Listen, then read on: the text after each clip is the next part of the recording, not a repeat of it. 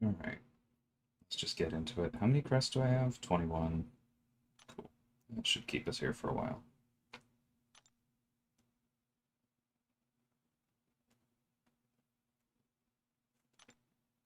It's just that over and over again, right? That's the whole point of this?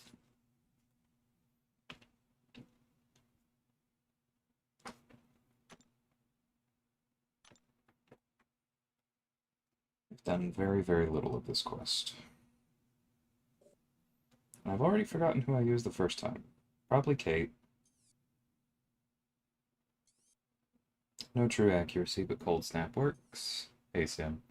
Yeah, man, I'll do my best.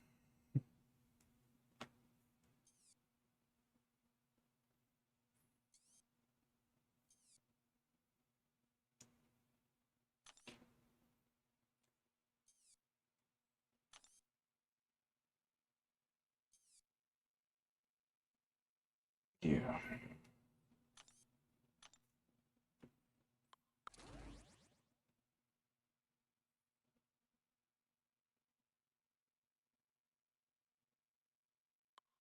What do I want to use for the high energy diet one? What was it? Storm?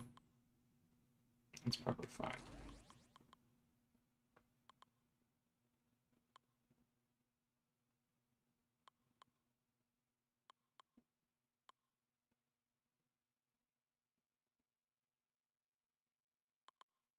Yeah, let's do this. Atuma's true accuracy works. That makes sense. Yeah. I'll throw him in next time.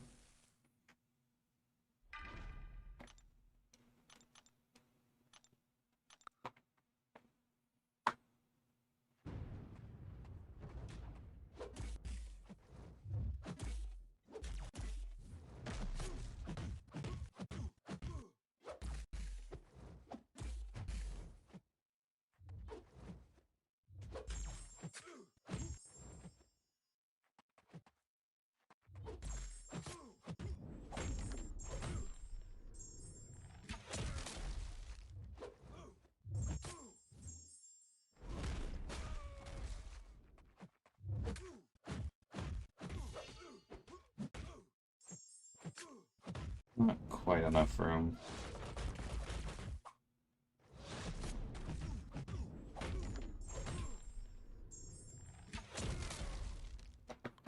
Quite enough room to knock him down again, I mean.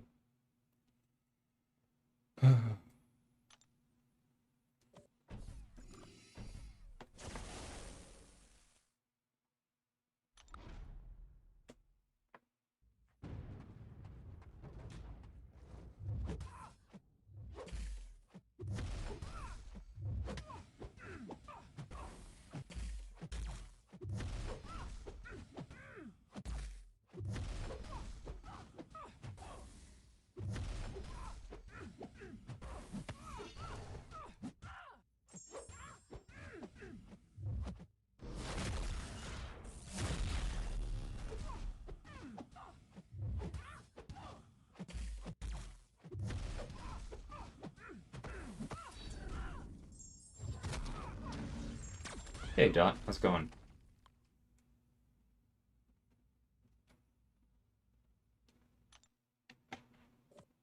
Hey, Q.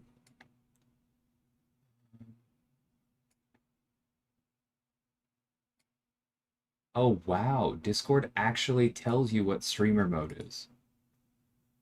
I'm embarrassed at how long it took me to figure that out, honestly. But, like, for those of you who don't know, when you stream, Discord truncates your usernames in case it, like, shows up. It also, like, protects other people for the most part. But it never used to tell you that it did that. It just did that, and then it said, stay safe out there. And, like, now there's actually a description. How about that? Hey, Magnus.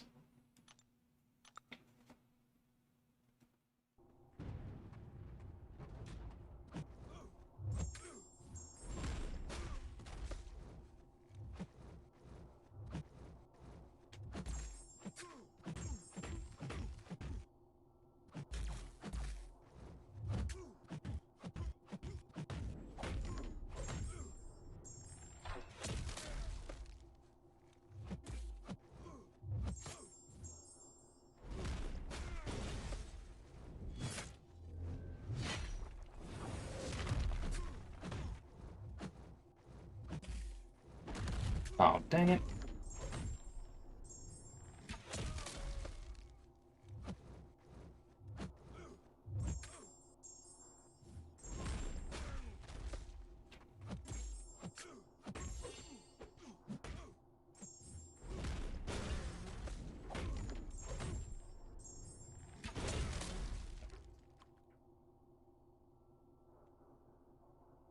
Never been a fan of Discord. I use it begrudgingly. I admit they've been stepping up their game the past year. There have definitely been some nice things. Like, I'm glad there's finally voice messages. That was always so annoying. Their video sharing still sucks, though, and I've been having significant connection problems with the mobile app. Just lately, actually.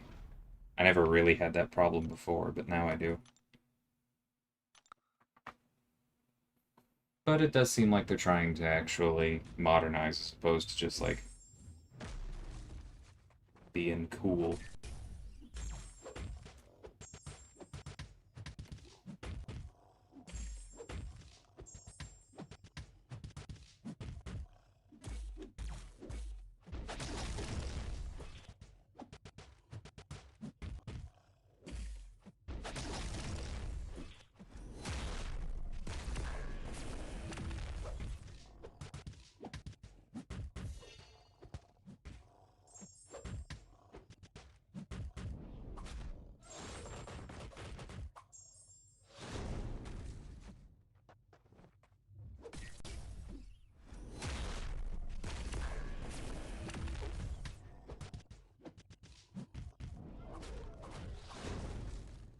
Hey, Dane.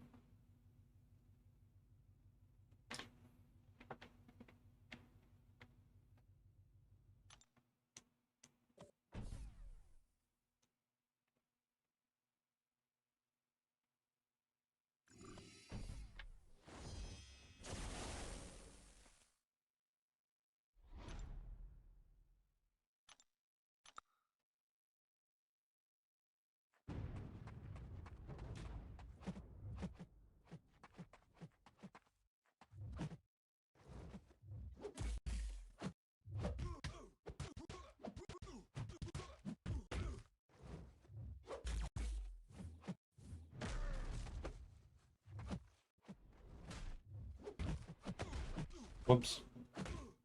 Forgot I wasn't at 300 yet.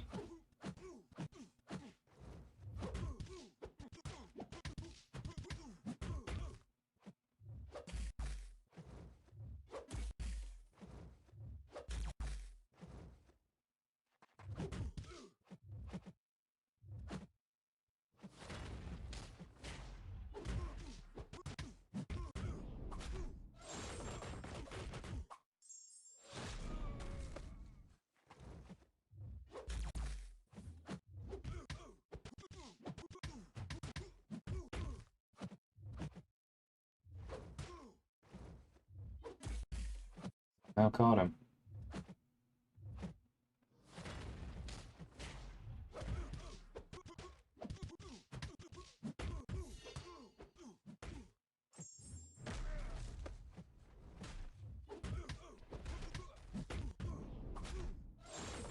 There we go.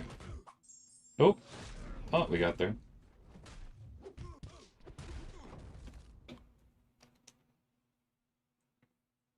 Hey, Easy, how's it going? Hey, Royu. Kinda want to rank 2 Hawkeye after getting him to Sig 40? I've definitely thought about it a couple times. He doesn't quite clear the bar on utility for me. Like, he's good, but, like, his slow is a bit too short. His bleeds are excellent, but, like, they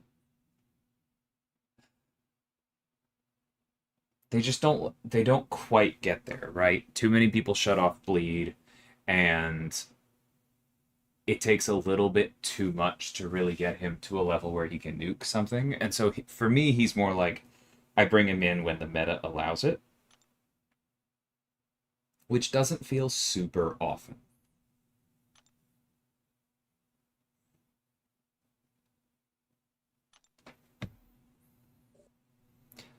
We can do that as part of this, Magnus. Yeah. I was actually planning on that earlier today and just kind of forgot about it. Poison and Rupture. Yeah, but that...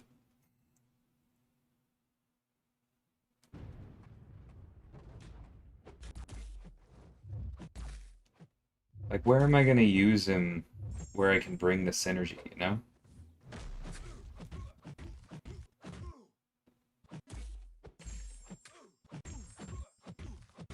I've done it a couple times for, like...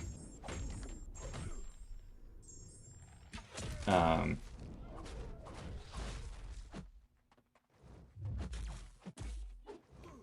For, like, Act 8 or something. When it's lined up, but, like, there's no... There's no real challenge to Act 8 for rosters like ours.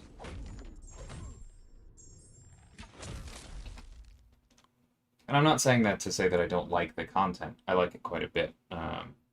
It's just I like it because it's fun, not because it's significantly challenging.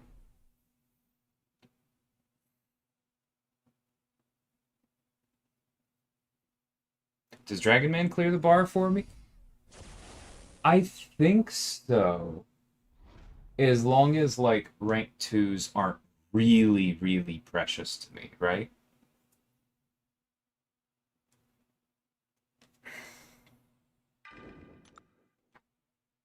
Like, if I had other options, I wouldn't take him up as my first or only rank 2, right?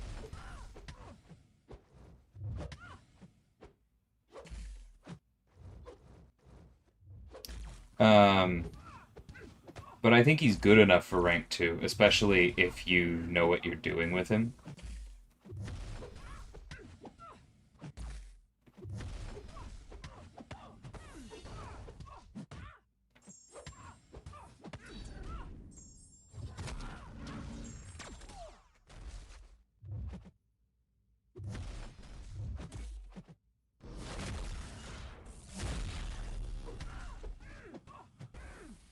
Because, like, if you are good at cornering the opponent and getting the damage out of him, and then you also can use his utility, then I think he's quite solid. But it's just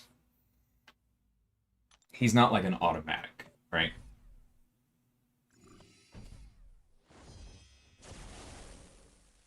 I've also just added why Hawkeye when Kate. Yeah, unfortunately there is an element of that, right? And, like, they don't overlap perfectly. Hawkeye can deal with Unstoppable. Kate can't. But, like, there are much, much better Unstoppable counters than Hawkeye. There are definitely a couple things I would like to do to tune him up.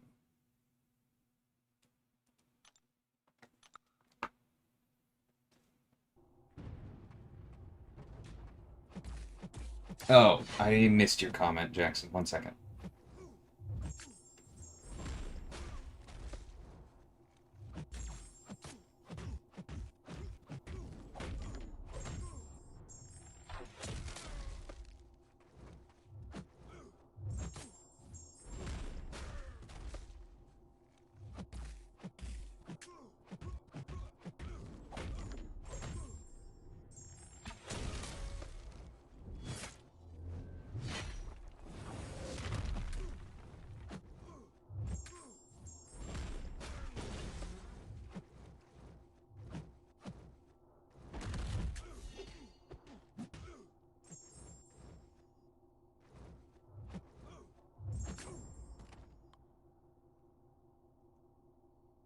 Curious if a duped Morbius would turn Hazard Shift Bleed into Ruptures.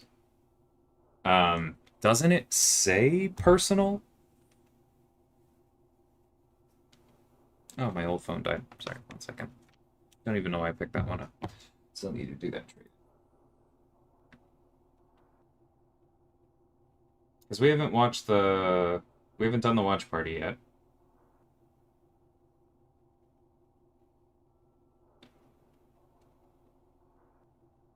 Yeah, it says personal bleed. I'm assuming that was in the deep dive. Will I be at the Vancouver thing? I will, Jay. I'm looking forward to it as well. Hey, John. How's it going? They don't overlap perfectly, but there's a lot of content where I'm sure someone would say I want to bring Kate rather than Hawkeye. Yeah, I mean, she's newer, right? There's a certain amount of power creep in this game for sure, but there's also just like she was built at a different time, and so it's like it's borderline inevitable that she would be a little bit more relevant to the current game.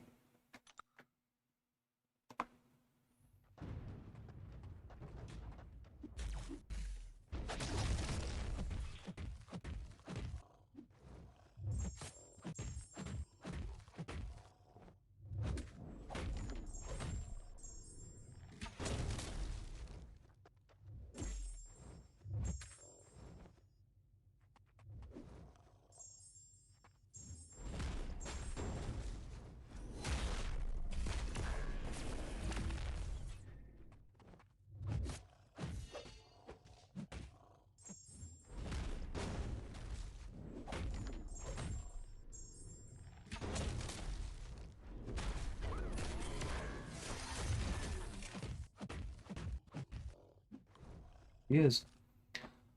All right. Did I buy the loyalty selector? Yeah, I did. I think I had just over 4 million loyalty, and so it was a pretty automatic for me. I got the one out of the store and the selector. I just went with the 7-star. 6-star rank 5s are extremely valuable, yes, but I have had abysmal luck with 7-stars out of Paragons. I've gotten none. I've had okay luck with the guaranteed crystals, and so for me, it made more sense to keep trying to build my roster.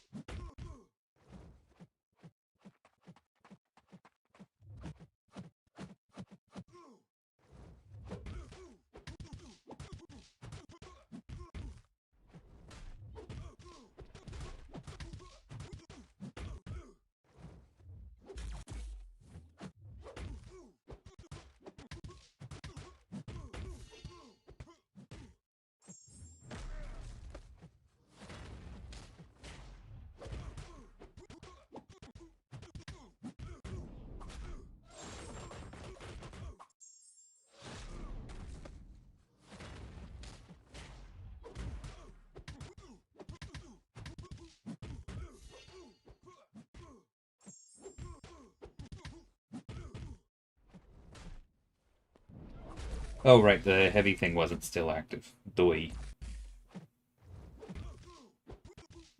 While the heavy doubling of momentum gains was active, I looked at it and I was like, cool, I'm within a special one of it. And then it expired, and I was like, cool, I'm still within a special one of it. Stupid. Hey, Martin, how's it going? Yeah, Roy, we are in an alliance with some extremely lucky individuals.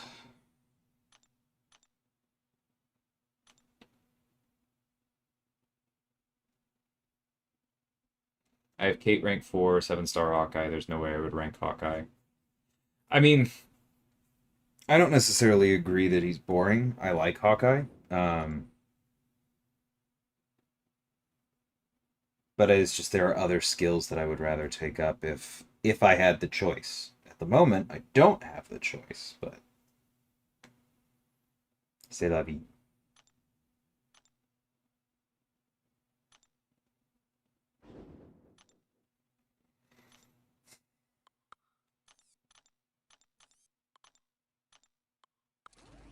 All right, let's switch it up a bit.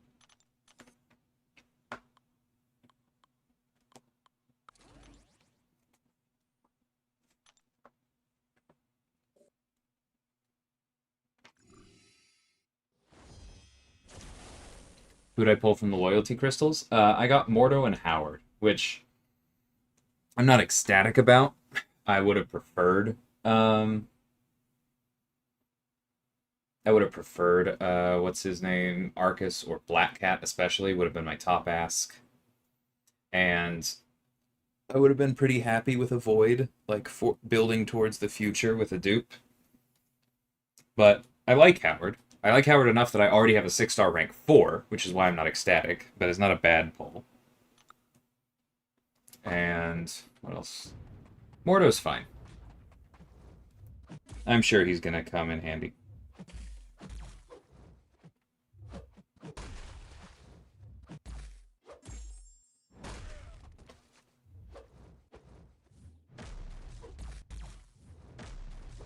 That was dumb.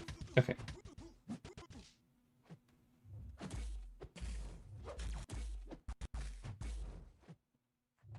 Bro. That's on me.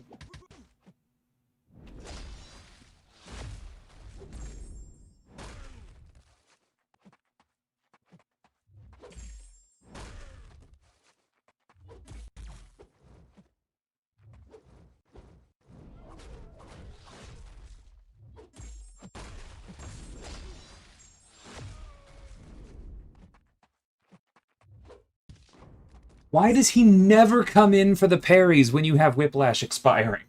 I'm like, come on, let me remove them. Nope.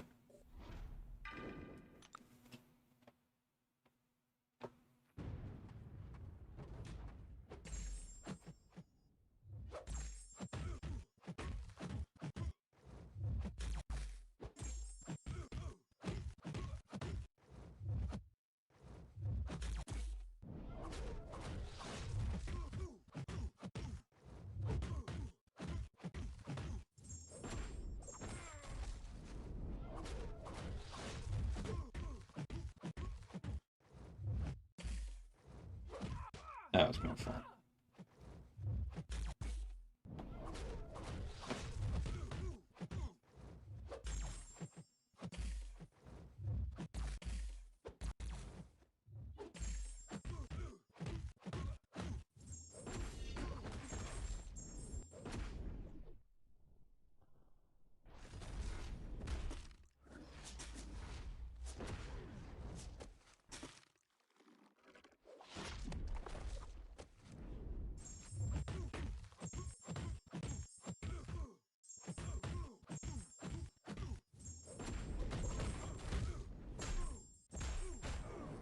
Ah, I did play the Atuma fight really poorly though.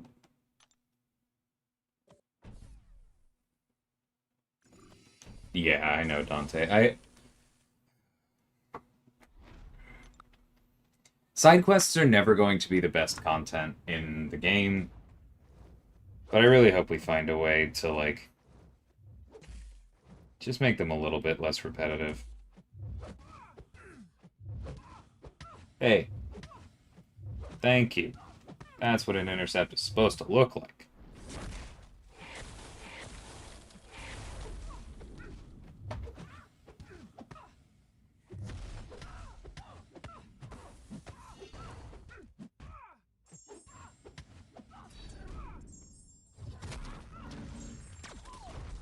Perfect. Arcus and Storm. Nice. I like Arcus. And Storm is obviously very good.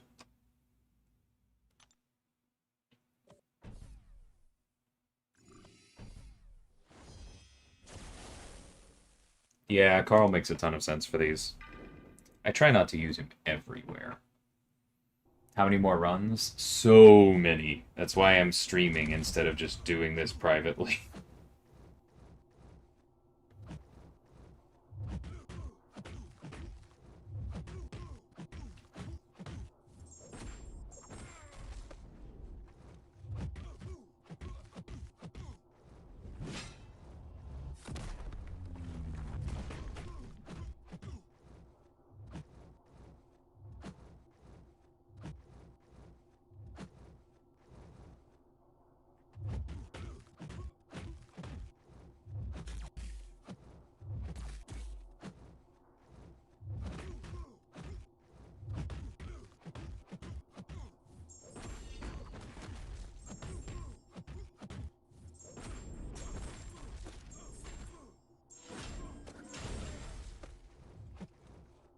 Could have gone for the special 3, but I wanted to see what the special 2 would do there.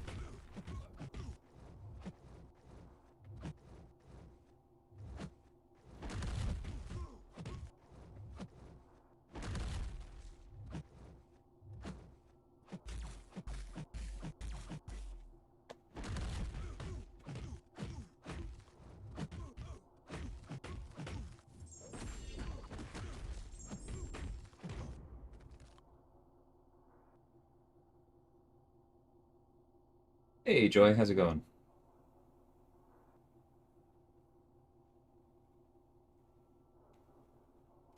And yeah, you're exactly John. Or you're exactly right, John.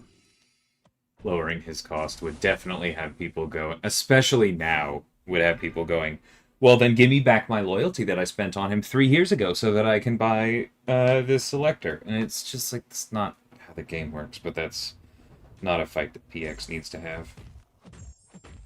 PX being the internal name for support, for those of you that's a new term for.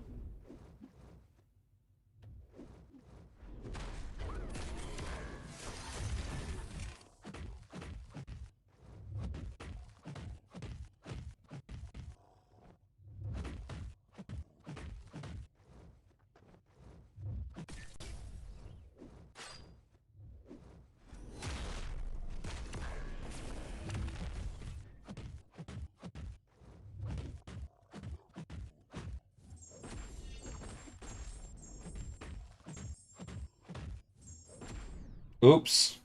That falter's going to be a real pain. Ah, how about that? Okay, I should have played this and just gone straight into it.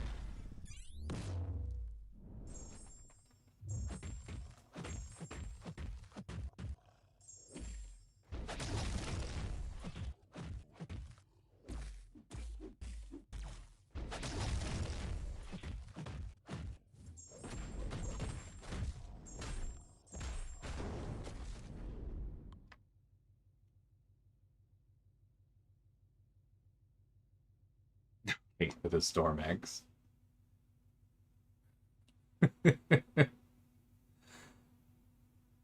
I was using Kate earlier, but Storm X is a place that I would definitely not feel like I would want to use Kate.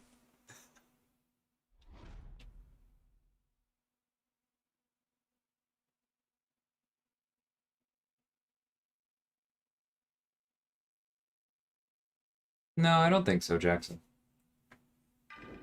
Pretty sure it's still the same.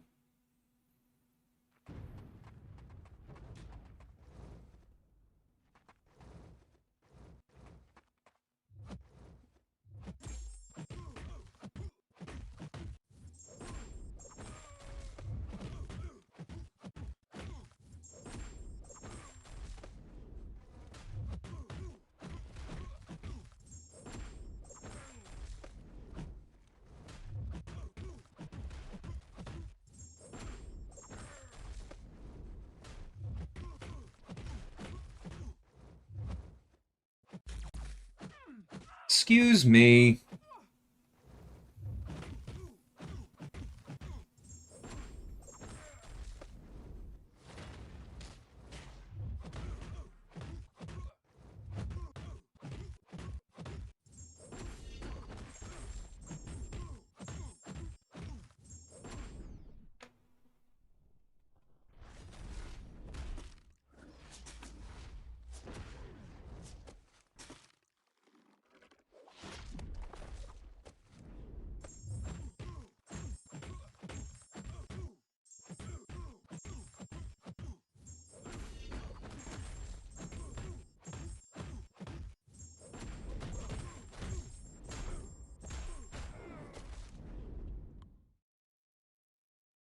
So rude.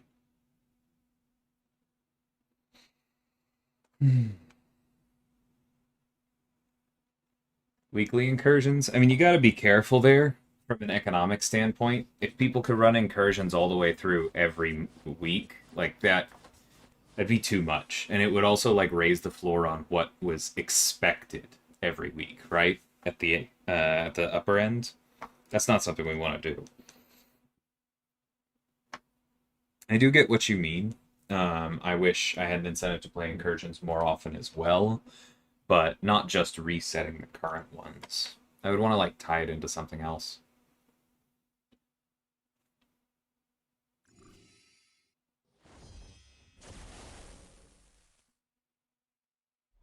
Yeah, Morbius is going to be fun.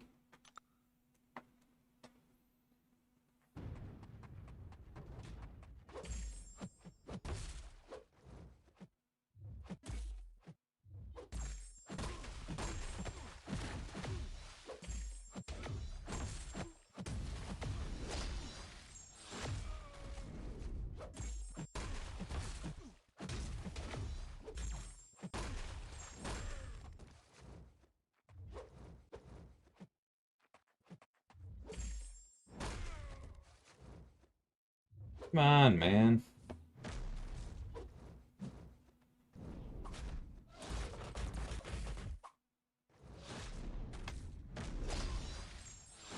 That is the sneakiest heavy I've ever seen a Quicksilver try and throw. What the?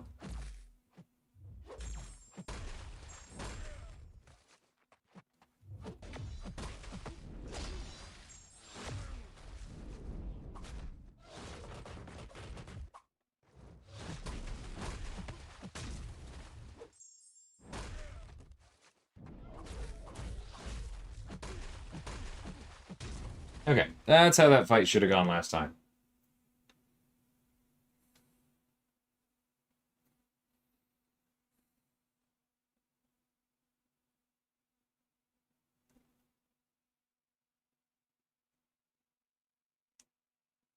Please don't start those conversations, John.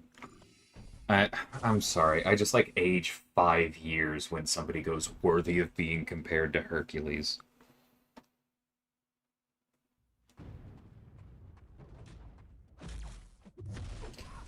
Yeah, Slade. I also don't like fighting Unstoppable Colossus's animations. He's always been one of the more annoying characters to intercept.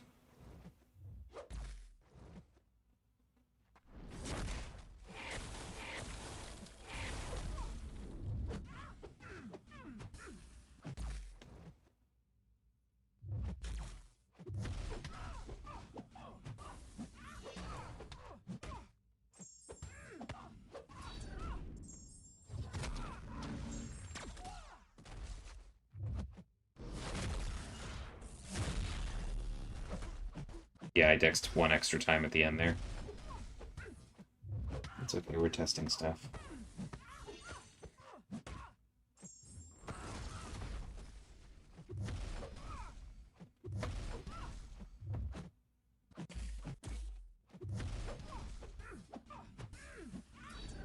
There we go.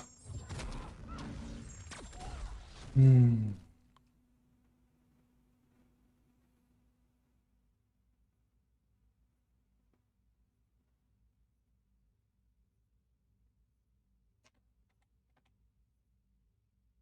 Probably can't say, but do I like the idea of creating champs outside of classes I've already worked on? Yes, I do want to collect the so-called Infinity Gauntlet, right? I do want to design somebody of every class. It doesn't always work out that way.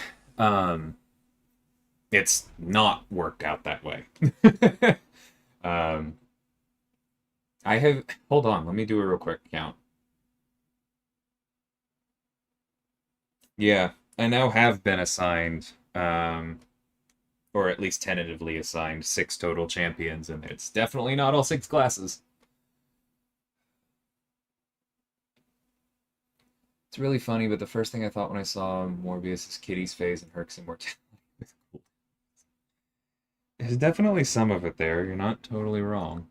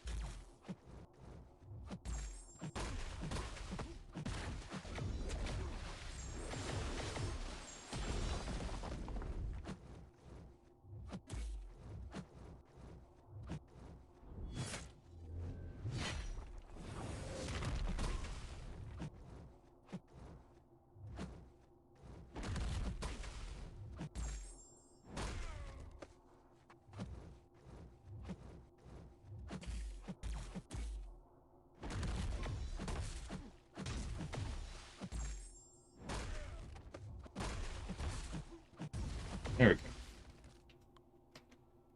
I really enjoy it too much.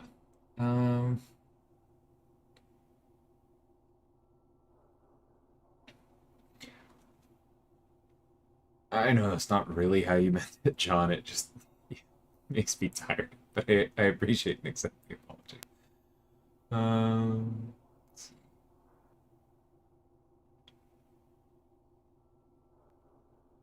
Yes, Q. That is too much.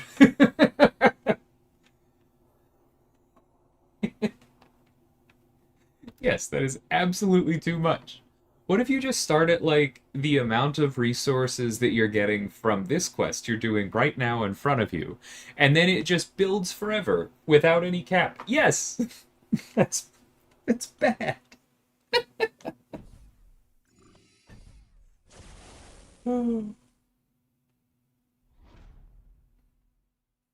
People gotta stop comparing Morbius to Rintra. We've had champions that have built up resources to big special twos for a lot longer than the cow. How's war going today? Hey, Tommy. It's going okay. I personally have already broken the Deathless Season thing. I'll talk about it in the war video later. It's frustrating. My fault, but one of those things where it was enough not my fault. I'm not going to beat myself up too bad.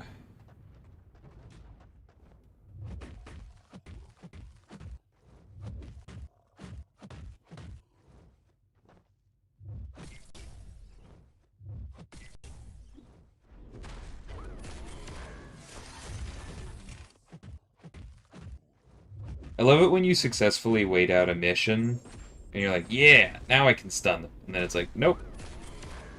Here's the stun one again.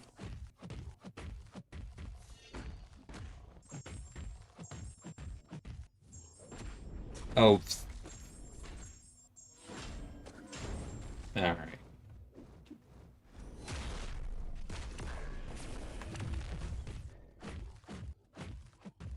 Keep forgetting about the heavy node on this one. It's very annoying.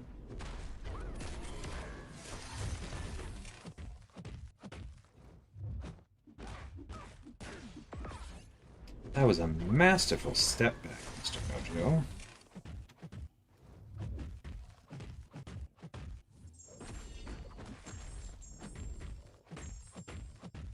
Alright, we learned our lesson. This time just go straight into the special.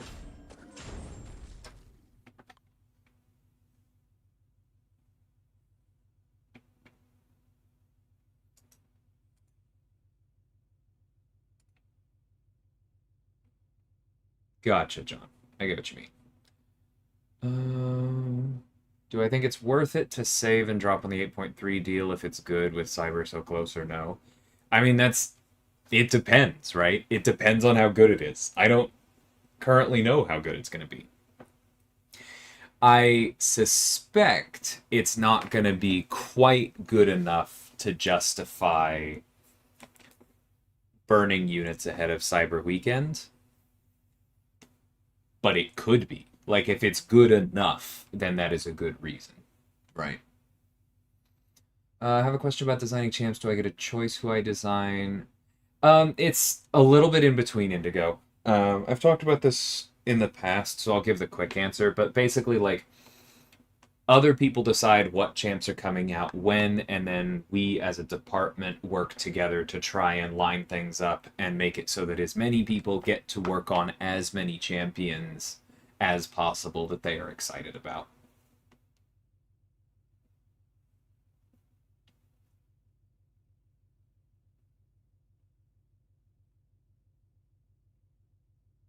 Morbius is more like Corvus. If you're playing at 0 health, yeah.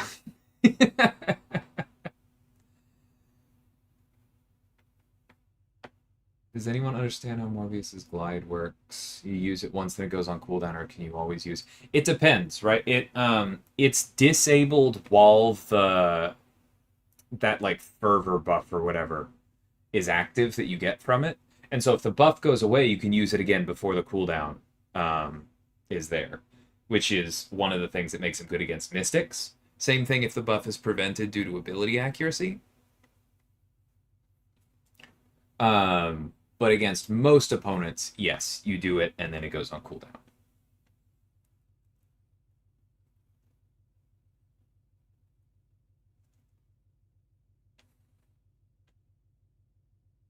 I don't think that's what Jack said, Slade. And are you really gonna try and tell me that we're gatekeeping Sigstones? What are the rewards for Sigstones on this event right here? I swear there are some here. I feel like I am constantly swimming in Sigstones. And I don't really buy them. Like, they're... The only way that that even starts to make sense to me, Slade, is if you never play Battlegrounds and you're only counting generics. Like, if you think the ones for random class just don't count for some reason. And they do, because they add up. And that's where I get a lot of mine. I just, like, blink and I'm like, whoa, when did I get 70 levels for free in skill, right? That counts. They're not being gatekept.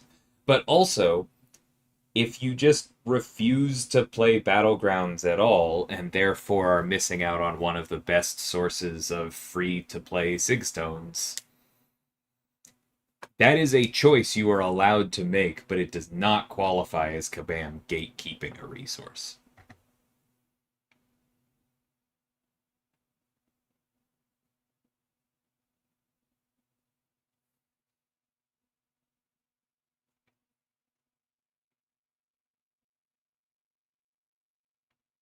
Hey, Snoops, how's it going?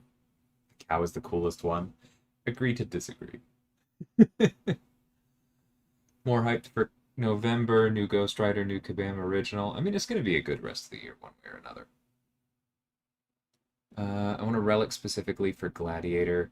The Miss Marvel one is pretty good, right? But given just how recent he is, it kind of makes sense there isn't one that's perfect for him.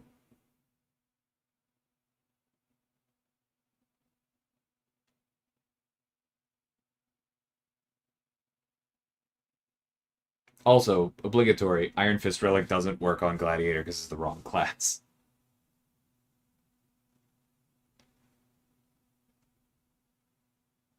I agree with you on the potency, Joy. The There's something else, I think. There's I forget what it is, but out of the Winter Soldier relic, there's one line I think should change for Kate, and there's another line that I think shouldn't. So maybe it's not that one, but it's. I would like to see it made a bit better for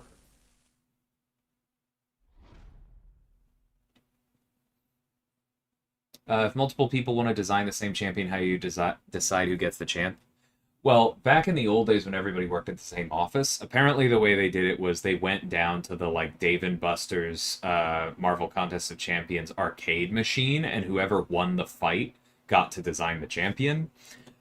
Now that's not really possible, with myself being in Texas rather than Vancouver, and there are a couple other remote people as well. But I don't know, we just kind of talk it out.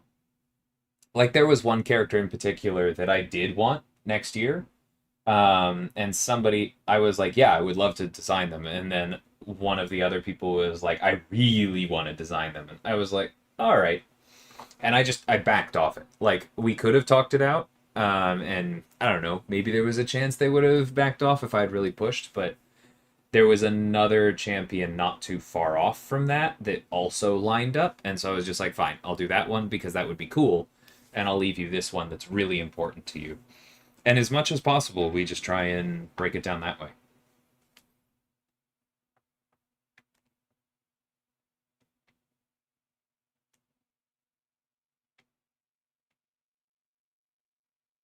Every other content just gives like 5 to 10. Okay, but they're everywhere, Slade.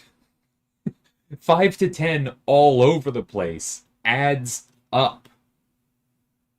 Like, I don't think that you're really being genuine here with like just how many Sigstones are in the contest right now. Hey, Bitter. Need help to choose between Awakening, Hyperion, or Null? Hype for me. Like, if you have a ton of Sigs and you really like Null, go for it, right? He scales very well. But Hyperion just turns on at Sig. Who's the best option for this guy? I honestly don't know. Valkyrie's probably pretty darn good. You just don't insist on only hitting into block. You get the pierce up pretty early. Beyond that, you just kind of have to be careful or comfortable playing unblockable. I haven't really had too much of a problem with Quicksilver or Silk.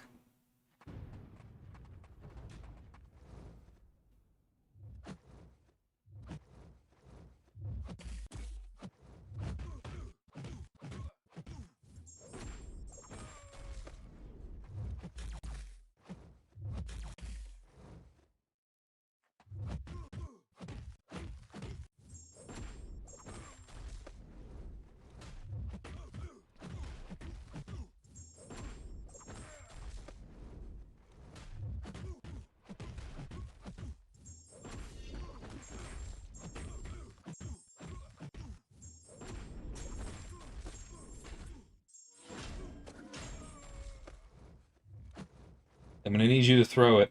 Oh, you jerk. Alright, come here.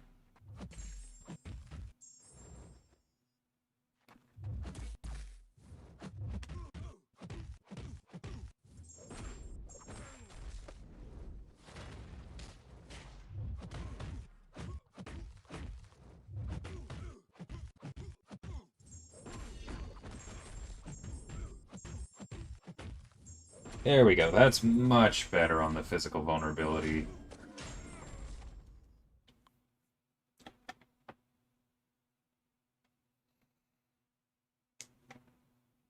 Why does Event Quest just give 10? Because there's all of the other stuff in it. A. B. It's separate from the Paragon Gauntlet, which is the thing actually aimed at the endgame. And C. It's not hard, right? Like, there's a lot of content every month that's giving you Sig Stones. Just looking at EQ, which has a bunch of other stuff in it, and is also pretty trivial for anyone who really needs a lot of Sig Stones. It's just not the thing to focus on, man. Would I suggest Absorbing Man or Tigra for first Mystic? If you're asking the question, Absorbing Man, in my opinion, Jaw. Like, they're both very good, but if you're good enough with Tigra to take her over Carl, you probably aren't asking.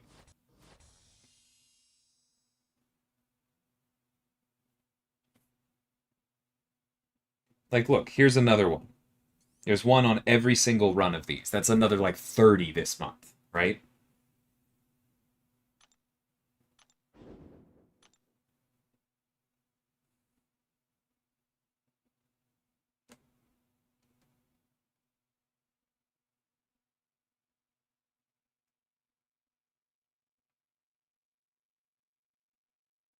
I don't even know what was in those.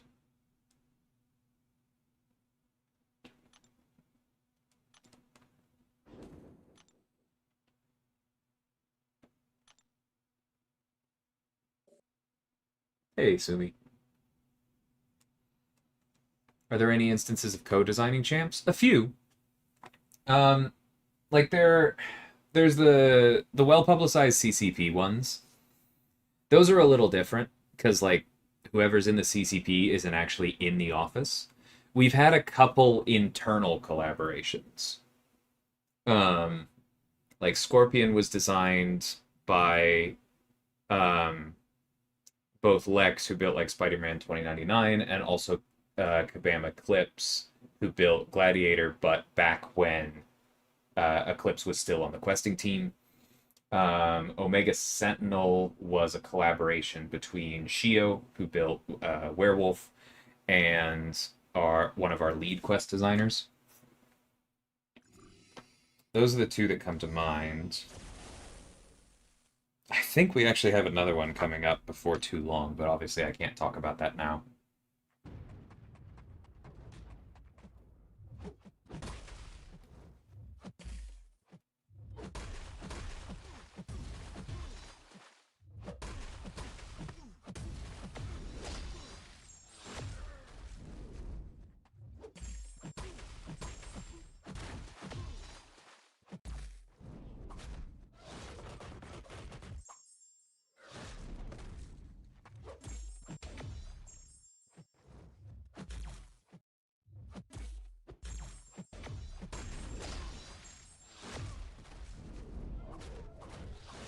Trying to work on my Quicksilver evades.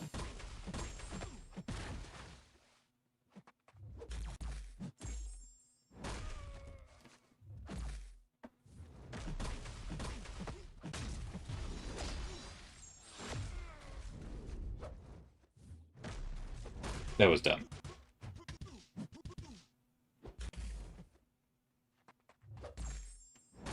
There we go.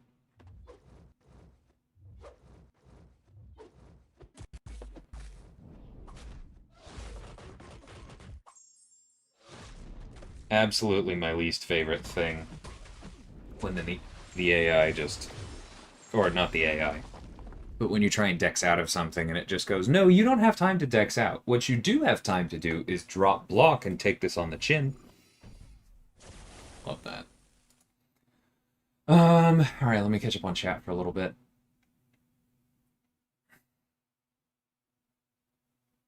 Hey, Captain. Is there a chance for next Battleground season, victory track milestones rewards after 5 could go to overflow, not be automatically claimed? We have asked about that. I don't know if it'll be next season, but I believe that is on the docket somewhere. Excuse me.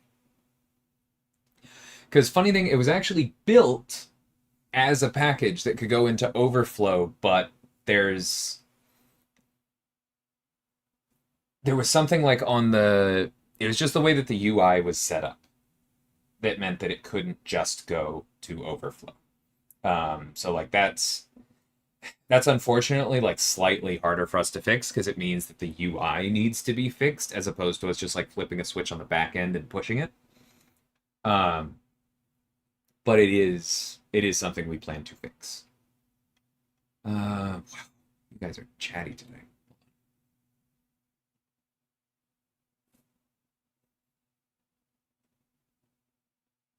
Do I think 72,000 tokens is worth 206 stones? Yes, I do. And I think you do too, or I don't think that you would be complaining about them being too scarce.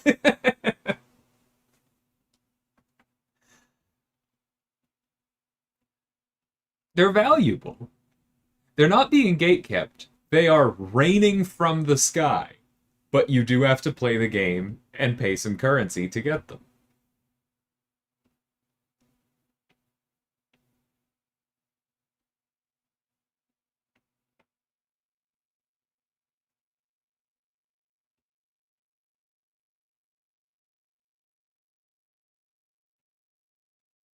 And I didn't check the math. Joyboy might be right.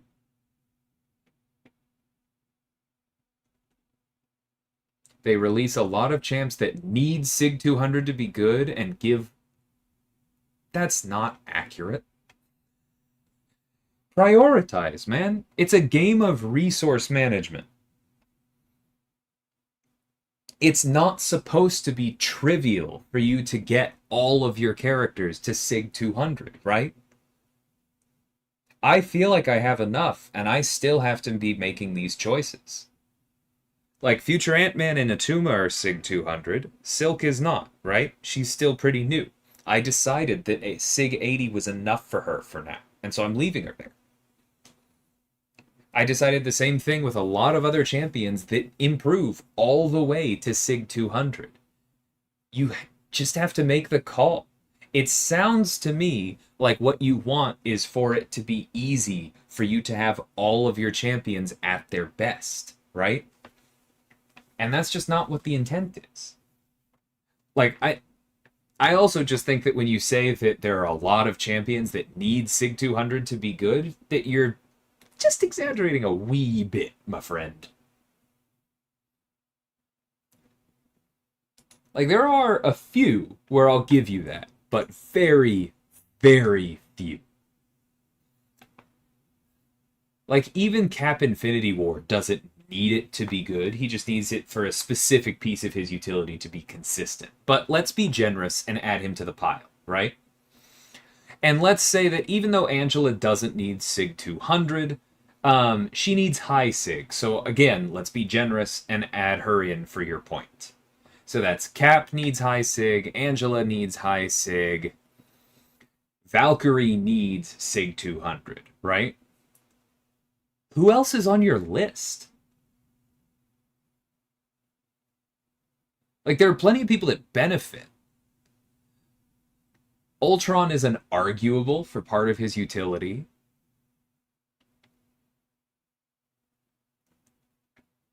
But who really needs it?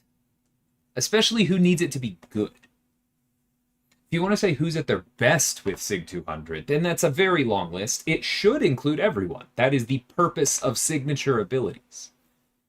But needs 200 to be good? I'm not persuaded. Higher difficulties of daily quests? I do think that that's possible at some point. Yes, Martin. There's a lot of things we could do there, but that's not really my my wheelhouse, so I don't want to speculate too much. That's okay, Jackson. That's funny. Hey, Joey. Happy Saturday. Just finished my finished my second gauntlet run of the week for the trade-in. Nice. I'm probably going to do that tomorrow. I was thinking about doing it today, but decided I just wanted a lower impact stream. And I'm glad, because y'all have been super chatty. I don't think I've ever seen a chat rate of 9 before for me. Vulnerability effects should increase the potency of existing dots. I don't think so. I think that's just future ones. And I think that's just how the effect under the hood works and is supposed to work.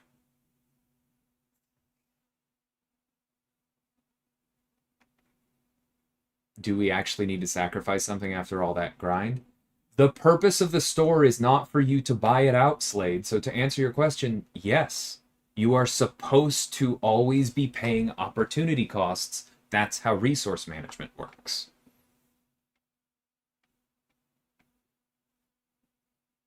Yeah, and I see you're getting similar responses throughout this.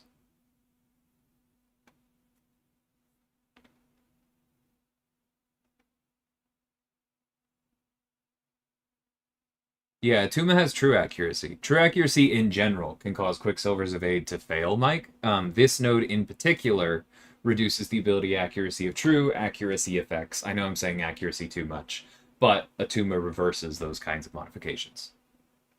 Hey, Aiden, how's it going? Welcome, Dan. Tell your girl to not lag my phone. Cost me 2 bonuses because I was unironically watching a slideshow.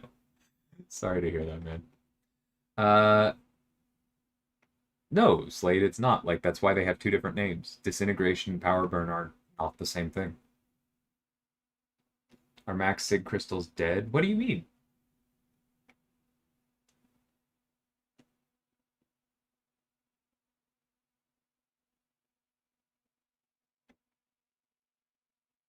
Do I think future Ant-Man is the top 3 tech?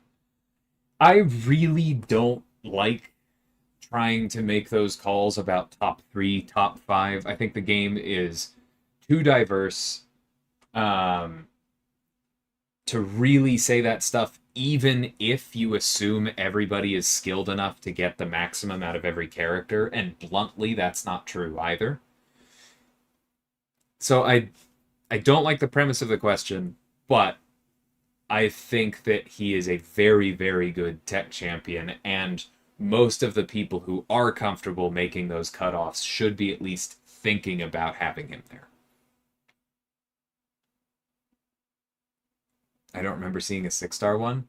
Yeah, that's because the 6-star economy isn't where the 4-star economy was when those stones came out, Q.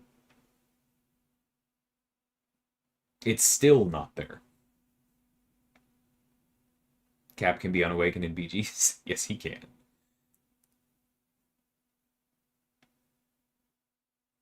Namor. I'll give you Namor. Yeah.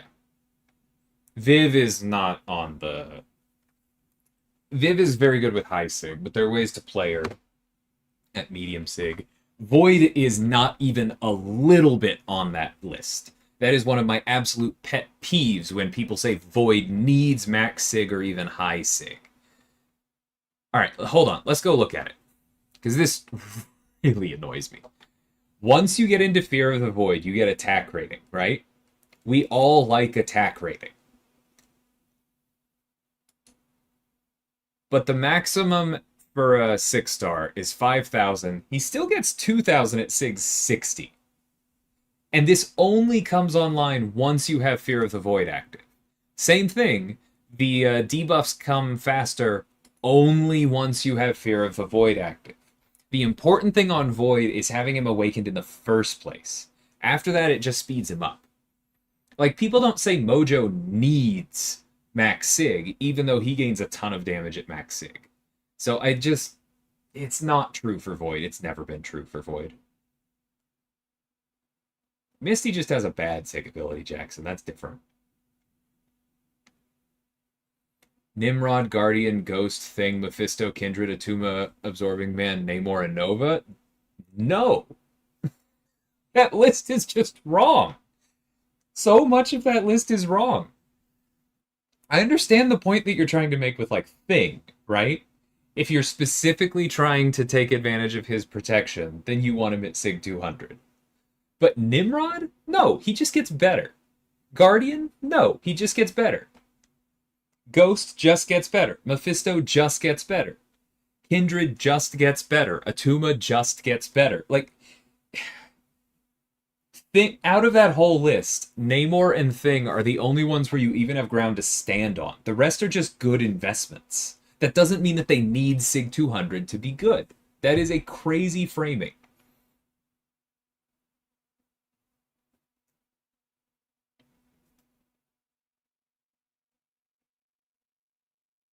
Personally, John, I never want to see those brutal DLX fights ever again. But that is an interesting thing to have it as like a Realm of Legends plus. If it was just ones through, that would be kind of cool. Because they are cool fights. Yeah, I mentioned Valk. Grandmaster's Gauntlet is worth it. The rewards have aged, but pretty well.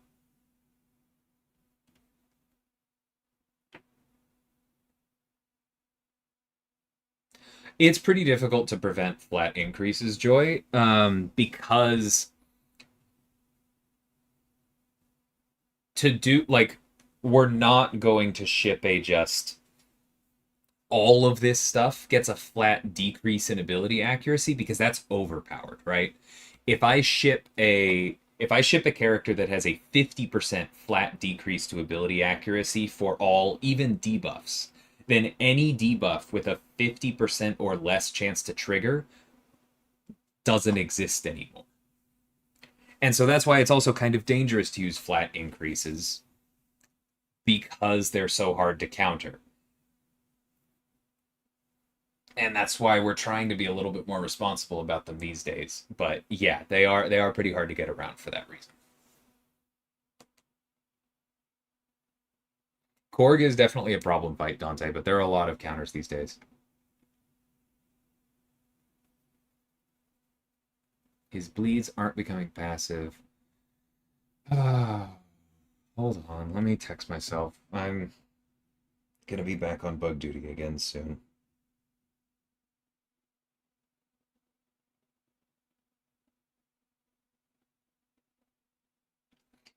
But thanks for the heads up.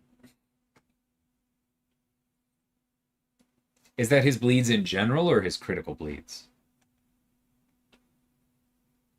Is the attack tactic too OP? I mean, it depends on how you're looking at it, right?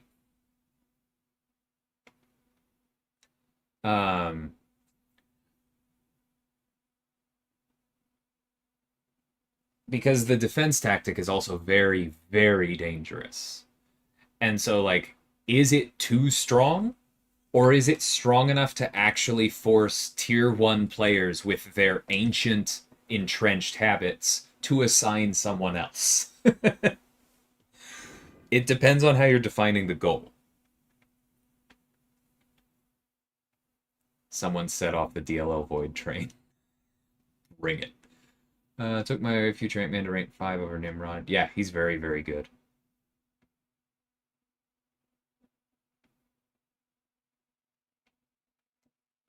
Right, Danksor, but you are specifically looking at one use of Thing. That doesn't mean Thing needs Max Sig to be good. People underrate Thing because his damage isn't particularly high, but an unduped Thing is still somebody who is bleed immune, armor break immune, and nullify immune with an unstoppable counter. He doesn't need max sig to be good. I was still willing to grant him as part of the list, but it is a short list.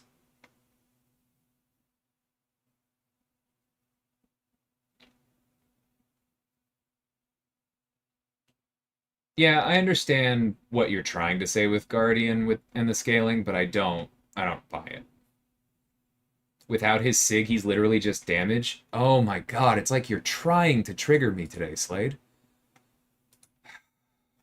That's like, tell me you don't know what's in Guardian's kit without telling me you don't know what's in Guardian's kit. First off, unduped Guardian doesn't crit, right? That's more than just damage. That's instant utility. He can parry non-contact attacks. That's instant utility. Unduped Guardian can parry special attacks and take 0 damage and gain power while he's doing so. That is utility, right? All of those things are in the base kit. Unduped Guardian has power drain. It's not the best power drain, but it's pretty solid. Unduped Guardian has a taunt. All of those are in the base kit. Even at Sig 60, Guardian has a lot of his block proficiency, a lot of his bleed resistance, a lot of his critical damage resistance. The only thing that scales late is his energy resistance. I could easily flip it around on you and say, come on, Guardian at Sig 200 is only important for countering energy damage. And given the way that diminishing returns works, it's still not that important. Like, I think that Guardian's Sig actually gets badly misunderstood because of how energy resistance and diminishing returns works. And you actually get a lot more out of low Sig Guardian, even in energy fights, than people realize. I understand math is hard, and this math in particular is complicated, but that's just not true. Guardian does not need Sig 200.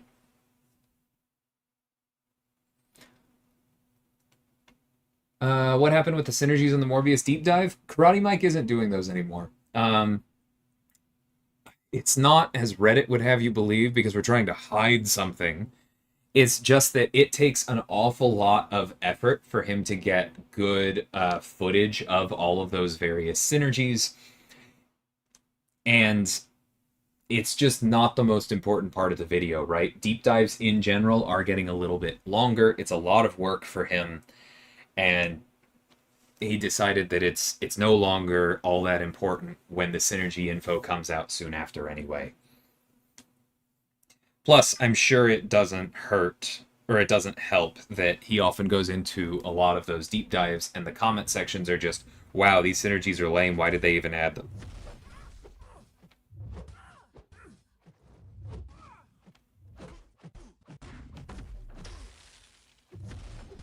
How rude.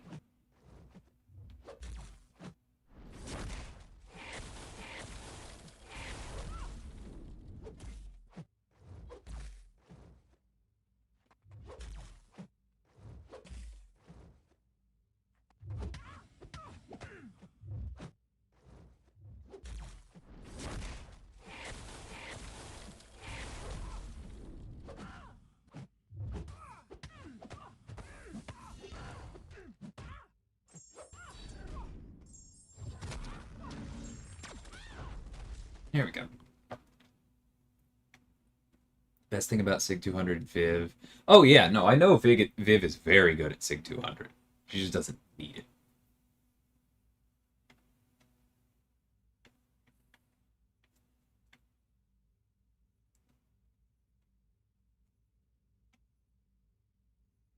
I'm willing to give it to Valk SYC. Like, the difference between needing to land 10 hits, which is possible before most champions get to a bar of power, and needing to land 20 to turn off Unstoppable, is pretty massive.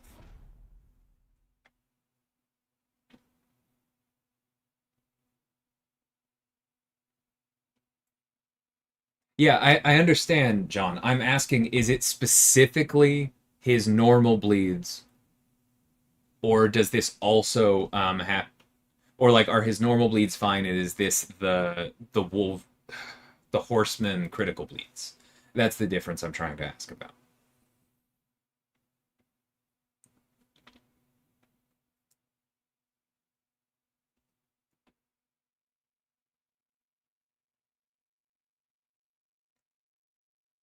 Even in competitive battlegrounds, Slade, you're not winning this one.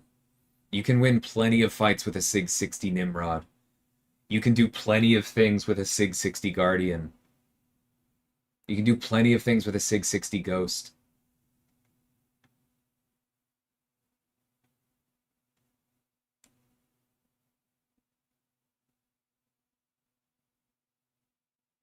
Would you run an unduped Guardian in your Battlegrounds deck? Yeah. How many matchups are you really just relying on Guardian having 80% energy resistance, and that's the only reason he's there? How many times is it not enough for him to have 50% energy resistance?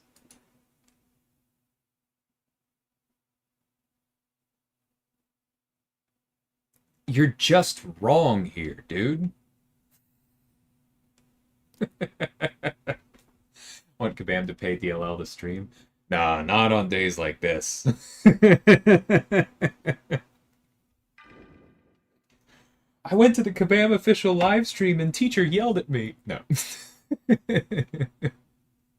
Hey, Stig. Hope you're doing well as well. No, I think that when Guardian comes out, guess technically Guardian already is out as a 7-star, right? Because he's in a Titan. I guess the problem is that a lot of the people opening Titan crystals have large enough rosters that maybe they aren't running him. But I think when more people start opening him and or when Guardian rotates into the base pool, I definitely think you're going to start seeing more unduped Guardians in Battlegrounds decks. He's very, very good.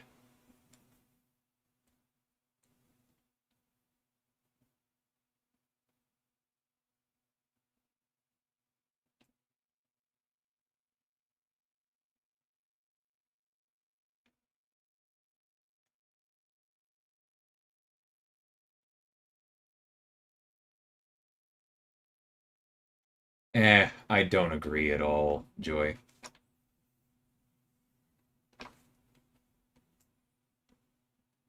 Synergies are in the game as opposed to just making small base kit changes because some things are okay when you have the cost of bringing another person along that aren't okay in base kit. A. B. Those extra little boosts in power incentivize team building, and that's an important thing in a fantasy game like ours where you are like trying to identify with heroes.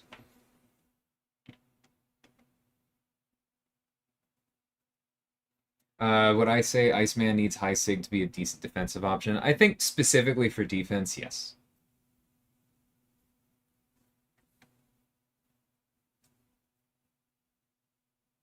None of them get reapplied as passives. Okay, thank you, John. That's helpful. I'll take a look at that.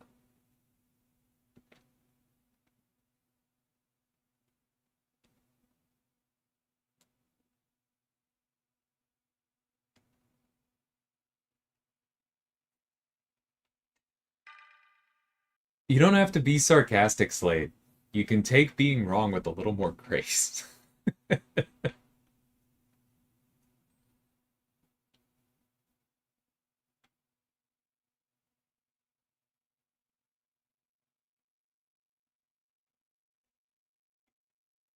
That's just not how anything is going to work, Dante. Like, we're not going to build a miss champion that says your miss counter doesn't work, right?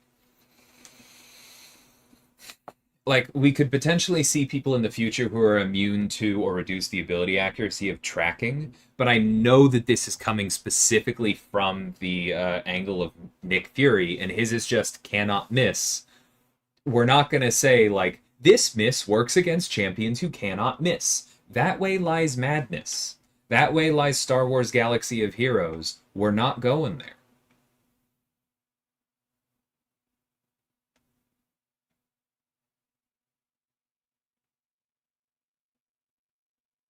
I would also love to have a 7-star Odin.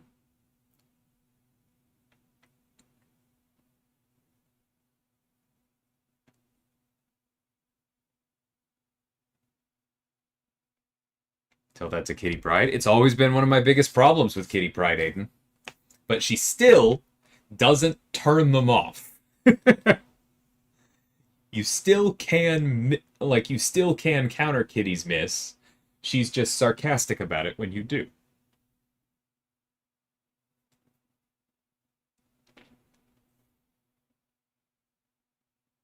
That is fair, Bitter, but the reason that I make that distinction is that doing the like 7 into block, then doing 4 lights, like you can do that before the opponent gets to a bar of power, but the skill ceiling has just, or sorry, the skill ask required has just skyrocketed.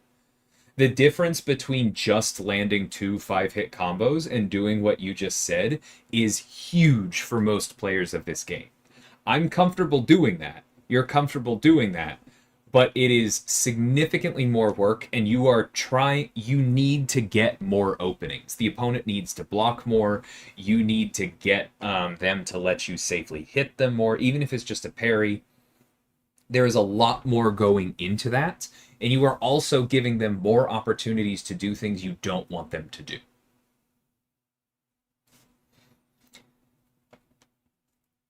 Because if you're sticking to 15 hits for 2, then that's 15 hits spread over more than 3 openings, right? That's kind of my point. It is very, very different. I get what you're saying, but I stand by it being a big difference.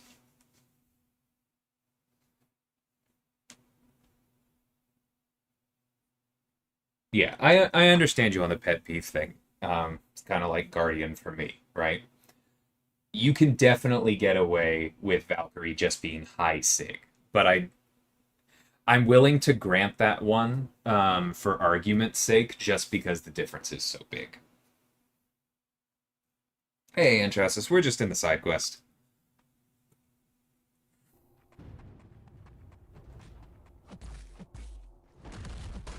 Okay, Slade, that's fair. I realize um, text doesn't convey tone.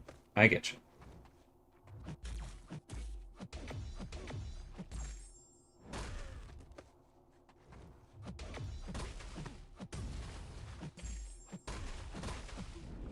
Can I heal enough?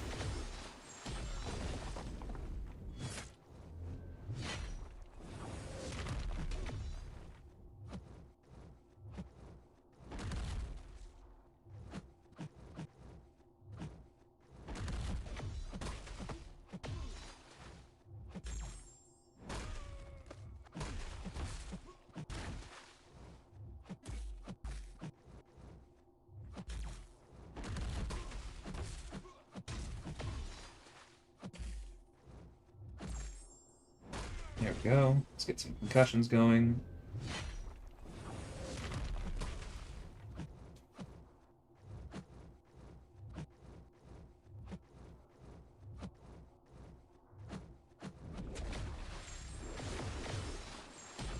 Okay, timed that pretty well.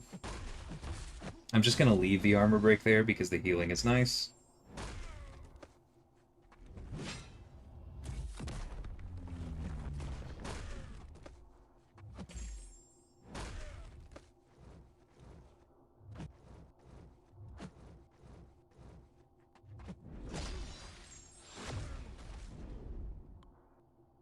Tuma's fun. Hey, Misty, how's it going?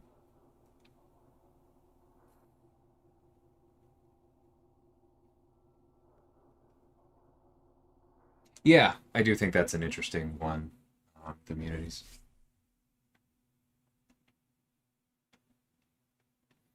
But that fits more what I'm saying, right? Like there's a big difference between I'm immune to slow, that's kind of like I'm immune to tracking, and the thing that says cannot doesn't apply to me. It's a bridge too far.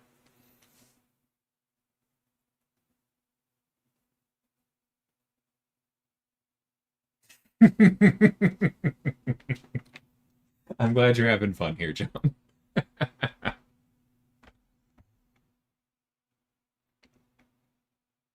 I mean, there's Blade, who bypasses immunity to ability accuracy reduction, but specifically against one tag. It's arguably too strong even then, fully granting that. But that kind of thing is why we want to be careful. No, Odin does not have better pre-fights as a 7-star.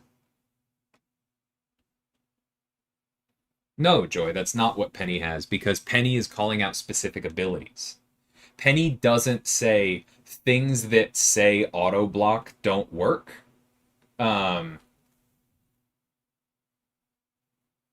Actually don't work. Like, she's not doing that Uno reverse. There's specific things, right? She says true accuracy and true strike and true sense like have lowered ability accuracy, which is why Atuma works against Penny, right? Because he specifically interacts with that ability accuracy. We're leaving things open for other characters to hook into. Similarly, she says that her auto block cannot be prevented by ability accuracy reduction. Fine. But you still have things like Undermine that can get around it, right? Penny left design space open. She's a lot more responsible than what Kitty did with Miss.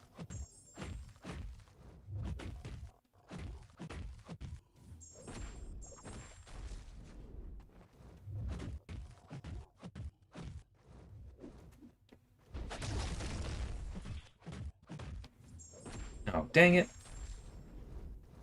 I did the thing. Yeah, that was way too early on the end. But that is part of the reason that we're using Silk here, honestly.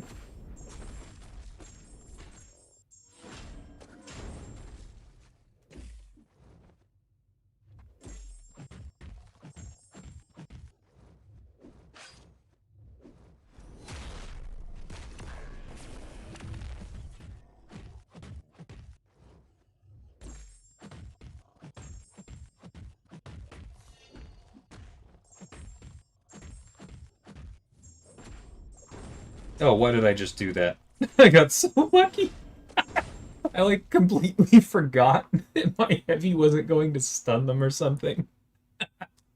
Total brain fart.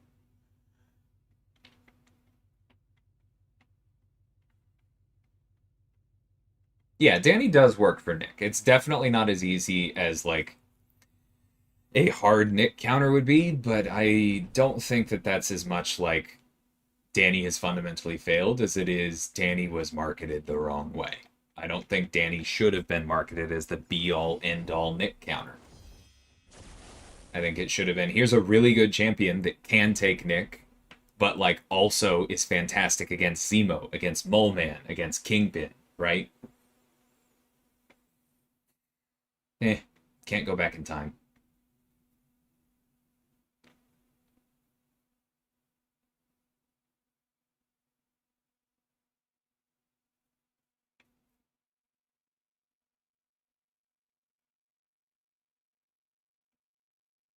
Yeah, getting to 3 becomes very unrealistic in problem fights. I agree with you, they're better. Few annoying champs where their sig scales poorly and there's not much difference between high-low sig. I agree with you there. It's usually player beneficial, looking at you, Hyperion, Voodoo. But, yeah, I do think that those are kind of mistakes.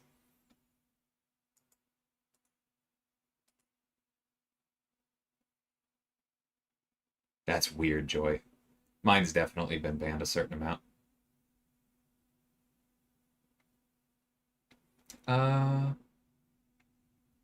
I don't know what you said you appreciated, Slade, but I think we're on the same page, and I see you there. Ascended my 6-star rank for Yondu. I heard from a friend that there's another person in the world who ascended him on a mission to find that person. Yeah. Yondu's cool. Who designed these 2 new October champions? Kabam Shio did Werewolf by Night. Their last one was Kindred, and then before that, it had been a bit. It was, I think, Spot. And then, or no, they also did Moondragon. And then Morbius was Kabam Coop, who did a lot of the Relics work and also built future Ant-Man. They're 2 of our more senior designers. How do I prioritize ranking 6 stars? It's not that I don't rank 6 stars that are in the 7-star pool. but I'm definitely more careful about it. Their sig needs to matter a lot. And it's definitely, yeah, base pool is more of a hesitation than Titan. I think you kind of answered your own question the way that I was going to.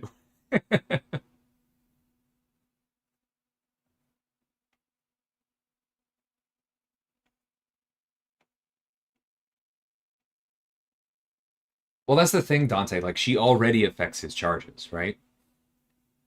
And no, they cannot be affected by ability accuracy. A large part of the thing with Danny is just that Nick was coded in a way that, like, coded and his abilities are worded in a way that is just a giant middle finger to anyone trying to interact with him. That is not Danny's fault. That is the fault of Nick's design. um, there are ways around it, but it can be a little bit tricky, and it can especially be a little bit tricky if you have a vision for a particular way you want a character to work, right? And fundamentally, Danny Moonstar, also known as Mirage, was built around Miss. That was like the core thematic goal for the character. And so the problem people are having where it's like, wow, this is BS. She's not great against a character that naturally counters Miss was kind of inevitable. Like it's not impossible to counter Nick, but it is pretty impossible to fully counter Nick with somebody who is intentionally built around Miss.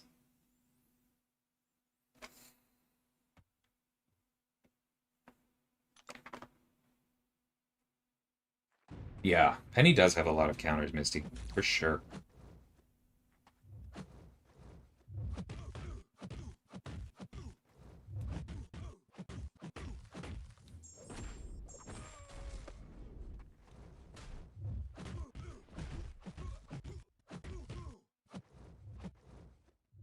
Whoops.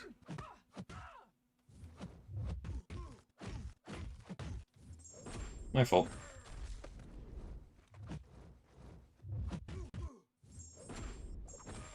Please throw it. Thank you. I was really concerned that we were going to be running into a special 3 there.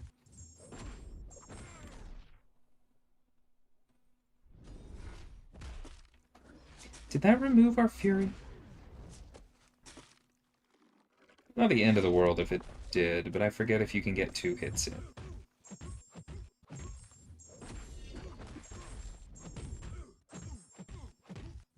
I should have done a lot more in that stun.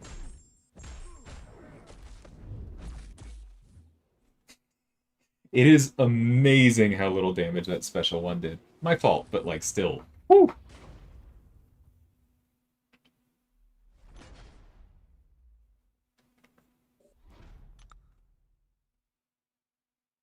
I am, Aiden. Yeah, I was leaving that open.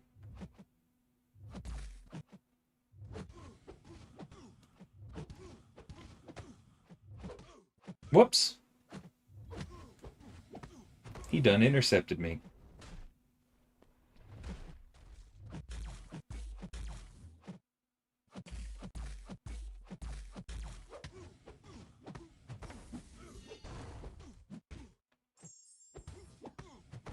Or sorry, I should say, Aiden, yes, it is intentional. Hey, OIC. Is the Incursions Crystal just a reset, or is there an incoming pool change? It's a reset, yeah, and it also will not reset quite this quickly again.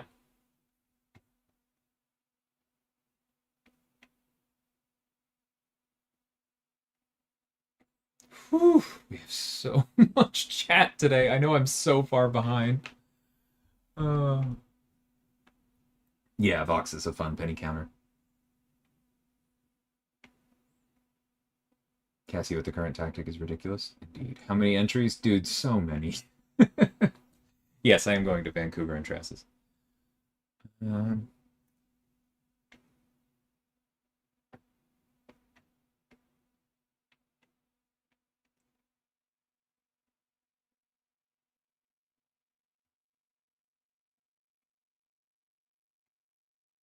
Feel she's a better Zemo counter than Nick. Yeah, I agree.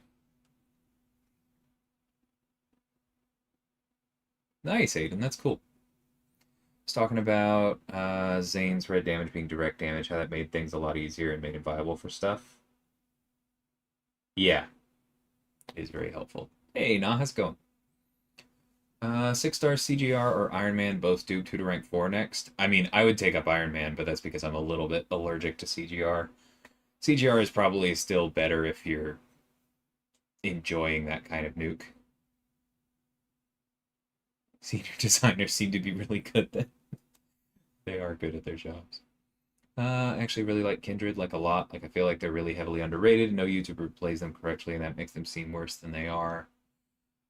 I can definitely see that. I haven't seen a lot of YouTubers playing Kindred, so I'm not going to comment on that part specifically, but I do think Kindred is a lot better than people think. Their damage is lackluster, but that was intentional, and they are almost impossible to kill, and they have really cool utility.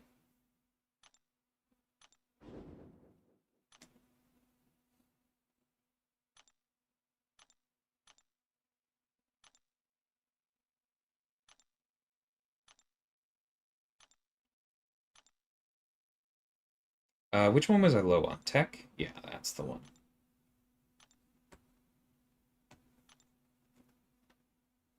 Yeah, have a good nap, nah. Um, didn't get to see the stream since it was like 2 a.m. here, but I saw a bit of Vega's replay, and the dev design Gallon was amazing. Put a camera more often. Yeah, I like Gallons.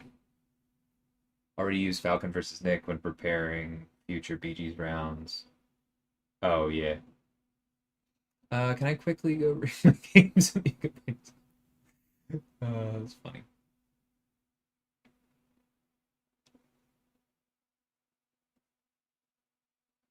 Yeah, I don't want to be dismissive, Joey. But I do think a lot of the complaining literally is the idea that a lot of people have that it's not a counter unless it's a hard counter.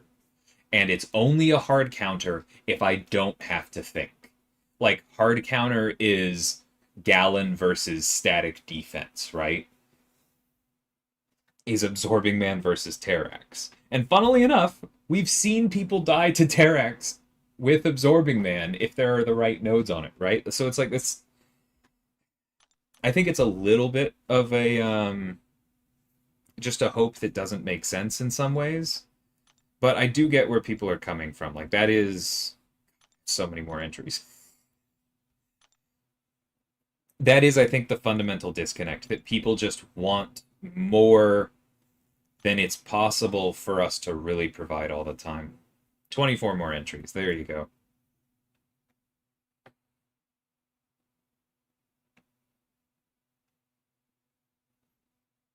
Only champ I'm absolutely comfortable using against Nick is Juggernaut. Juggernaut is too strong, but that's a separate counter or a separate conversation. Yeah, Nick is tough. My favorite Nick counters are like Kate, Hulkling, Toad is a really good one, Sunspot, but there are complexities to all of them, right?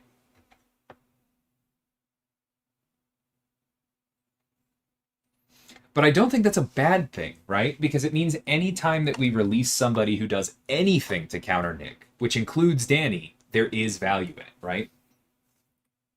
Like, as we kind of been talking about, I think she is a better counter to Kingpin, to Zemo, to Moleman.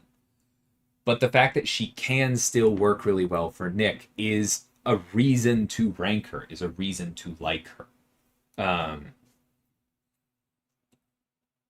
And I actually think that as much as I do have some issues with Nick's design, and we've talked about those, as much as I think he should be a little bit more interactive, the effect of him being effectively a timeless defender is a good thing. We do want defenders that are relevant for a very long time because then they are worth ranking as defenders. They're worth developing for your own roster as defenders, and then it is worth ranking attackers that counter them, even if it requires some skill, right?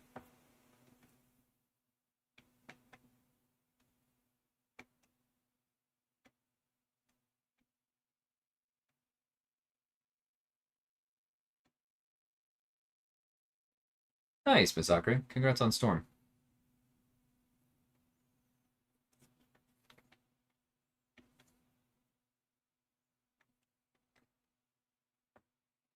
Nah, because the thing is that like it was normally a Terrax boss, and it's been good players whenever I've seen it, but it's always just been like it's usually been trying to be a little bit too aggressive, right? And you're in magma to counter the energy damage. And then Terrax just light intercepts you and does a full combo and it lays you out because you have no resistance to the physical. Whenever I've seen Carl die to Terrax, that's how it's happened.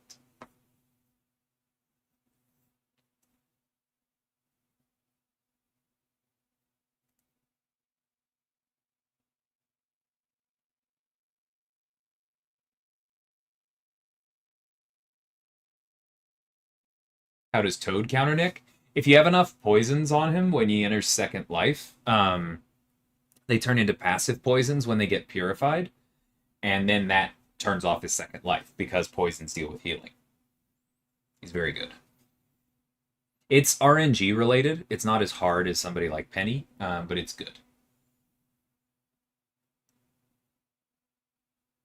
Yeah, exactly, Slate. You do need to play around the poisons with Toad versus Nick. You have to kind of intentionally slow play it in places to make sure Nick purifies more of them so that you don't get rid of all of them right before the cash out, that kind of thing.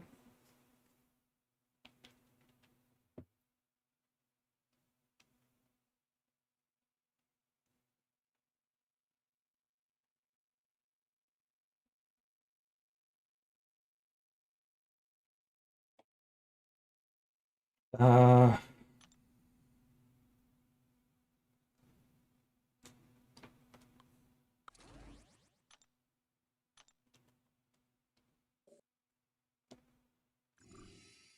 haven't played Carl yet.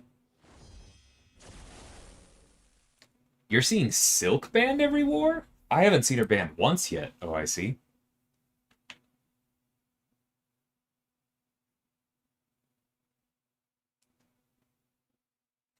You'll have to explain what you mean, Jay.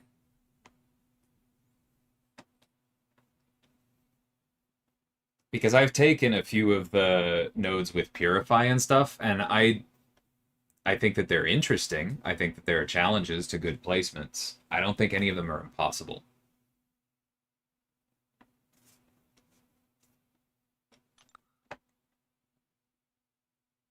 As I was talking about it, someone died to our Terrax and BG2 with Carl. I am extremely happy about it. Thank you. That's. I am glad I wasn't dismissive about it then. That's funny.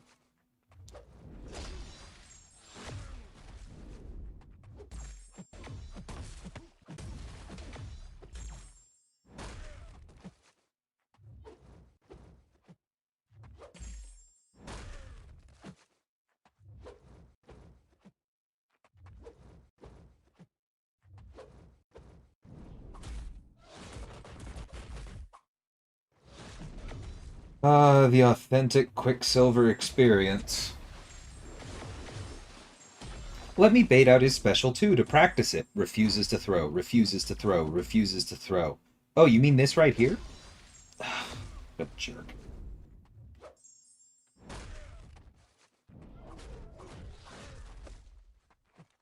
That was just me messing up the decks, but that's why I'm practicing it.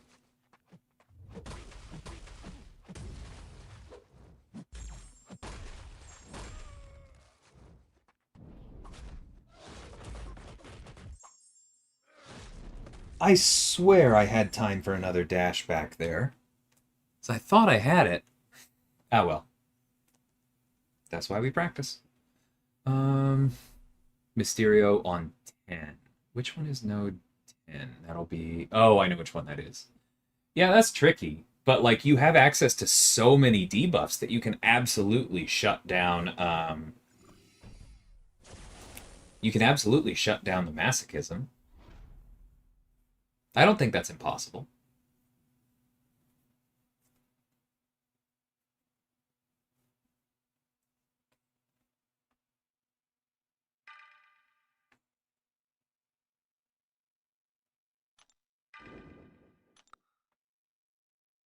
Have I ever seen someone die to Penny using Gallon? I have.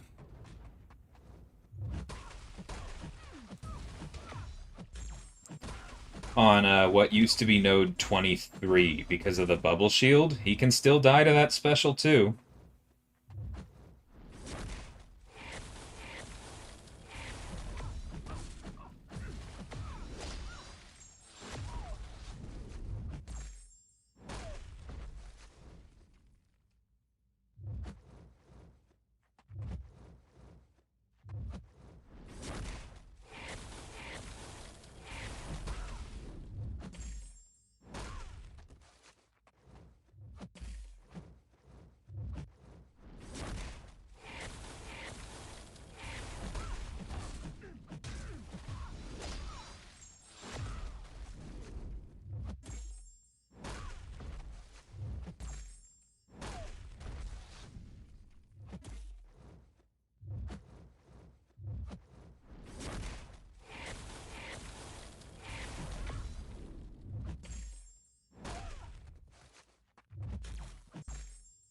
Come on, throw it.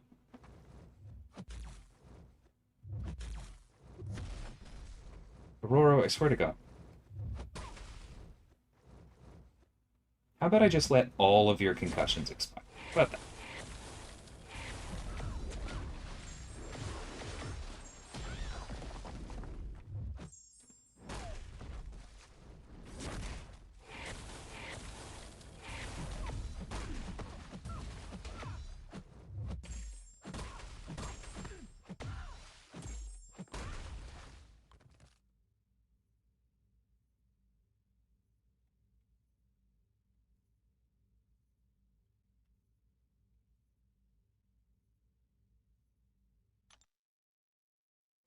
I've seen Mysterio counter Nick with his passive heal block. Yeah, that one's tricky to time. Very tricky to time, but it does work.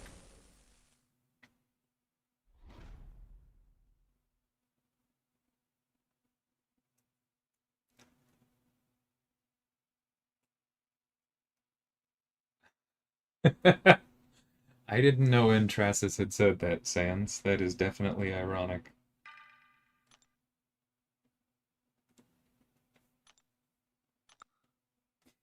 Maybe someday, Slade.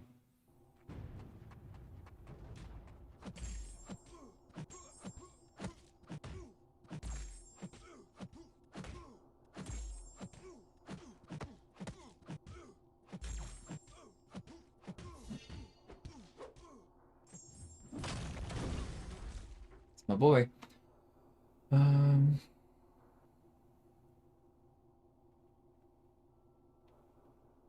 Yeah, both of those make sense. Could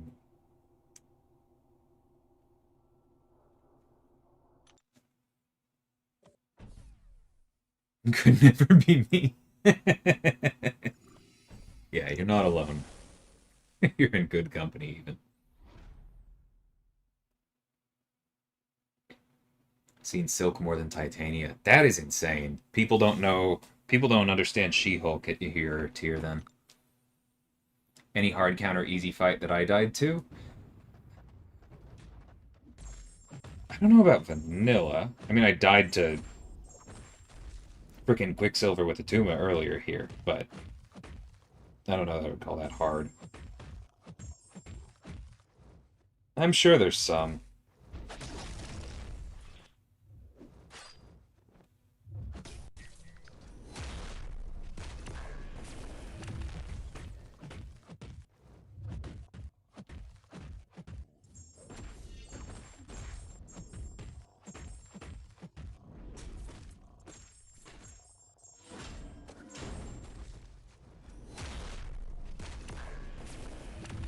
Hey! We got through 2 special 2s without using the auto evade. That's such a fun thing to do with skill. Or with Silk. Both.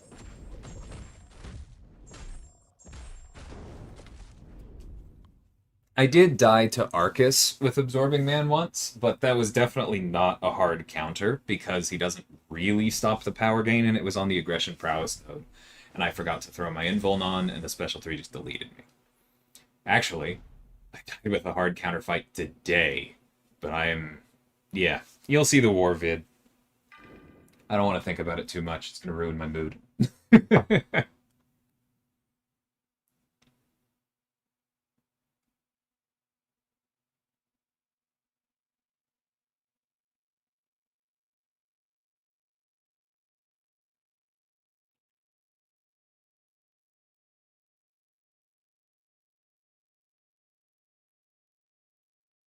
Yeah, Sandman is decently underrated.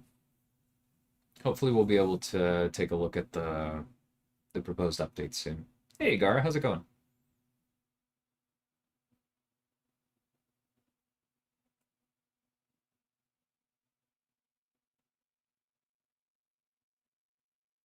Yeah, Viv's gonna be insane. I may take her to rank 4 soon.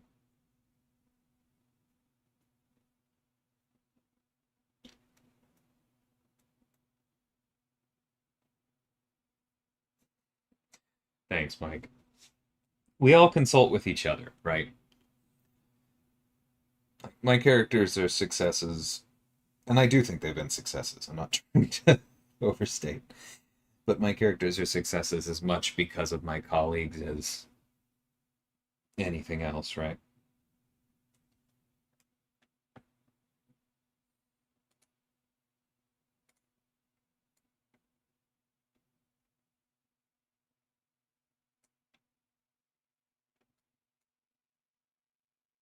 Hold on.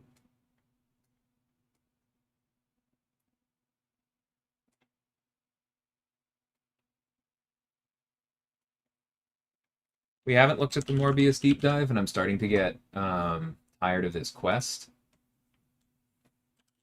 So I am pulling up YouTube, and we will take a look at the deep dive, and that can be, for the most part, how we end the stream. I'll probably then open some stuff afterwards.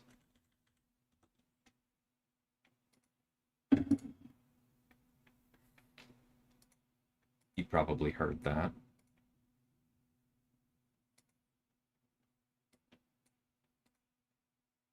I'll see if my settings are still good for that in a second. Oh, I don't know why I'm not using Carl. Whatever, I'll do that later.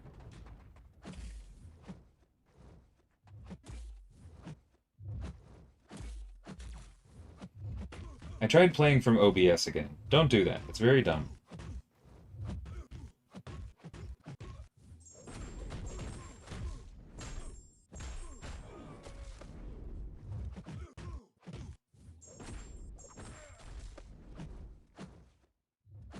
Oh, you jerk.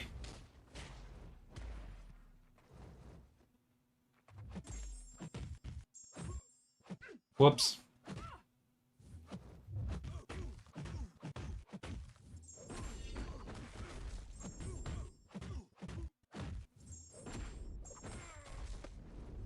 No! Oh, I'm very confident that I dexed that. Felt like he hit me through it. Ah, well. That's what our boy's for.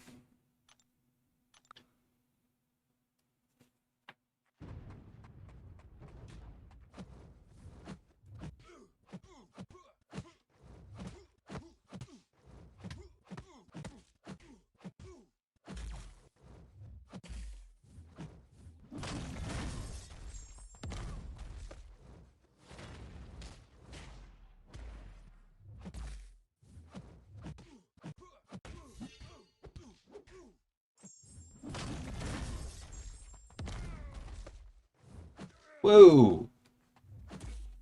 Gotta love the magnetic heavy.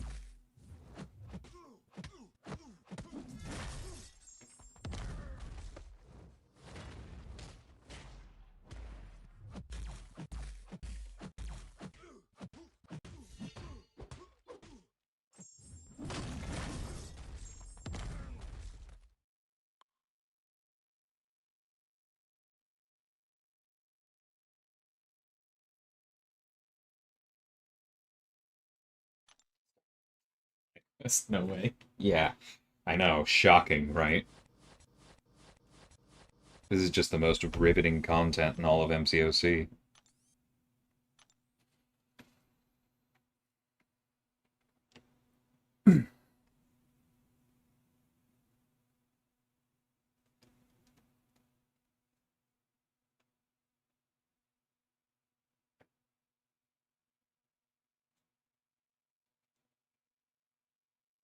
One second. Okay. What was I looking at? Oh, yeah.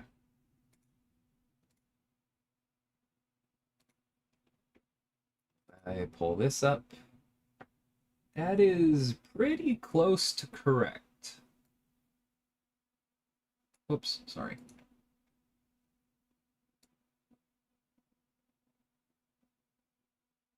Yay! Alright, I'm not going to mess with my settings more than that.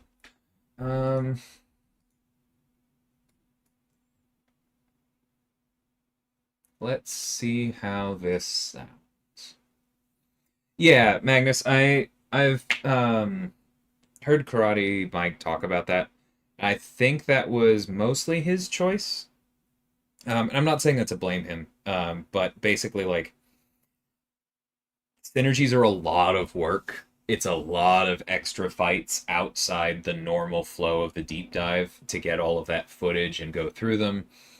Um, it's usually like a full 2 minutes at the end of the deep dive, which keeps them from kind of being short and pithy the way that we prefer them. And it's very, very difficult to cut down on how much time they take. You can't really just breeze through them the way you might something else. And then there are also a lot of people who like to poo-poo synergies anyway. And so I think overall, just decided for something that's going to be in the spotlights very quickly afterwards, it just wasn't worth it, you know?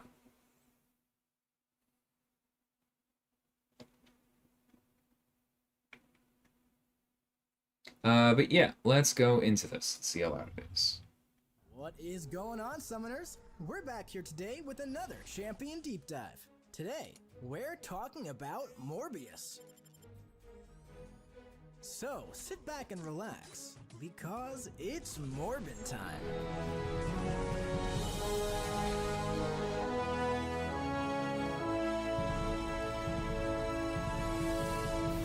Morbius flies into the contest with racing speed, performing a psionic glide when dashing forward from outside of striking distance, or during the opponent's special attack, causing all incoming attacks to passively miss until completing his first medium. While gliding. So I've seen some people compare this to Kitty Pryde, and that is pretty accurate, right? Like the wall outside of striking distance part, that is Kitty, right? You need a bit of runway to activate the psionic glide. You can't just use a medium. You have to actually go into your dash animation. So keep that in mind. But Mike also just did a very good job of showing off how this is actually a bit of an upgrade over Kitty, because for specials specifically, you don't have to make room the same way. His medium attack is passively unblockable and gains increased attack. It also inflicts a bleed debuff, dealing direct damage. But if the opponent is recovering from a special attack, he inflicts 4 bleeds instead. Unless otherwise stated, all of his bleeds last for 24 seconds. After Morbius performs a psionic glide, he gains a 100% fervor buff for 10 seconds. Fervor increases the ability accuracy of outgoing damaging effects by the given potency, and while this is active, he can't perform psionic glides. Sorry about the gray screen. That one's close enough. I'm not going to click again. Just want to clarify, Fervor, it doesn't say flat, and so I'm just clarifying on top of that, it is a non-flat increase, right? So a 100% Fervor buff takes a 20% chance for something to happen to a 40% chance for something to happen. Just getting that out of the way. But if this fervor is nullified or fails due to ability accuracy reduction, Morbius replaces it with an identical non-stacking passive. This passive does not prevent Morbius from gliding, so Mystic champions better watch out.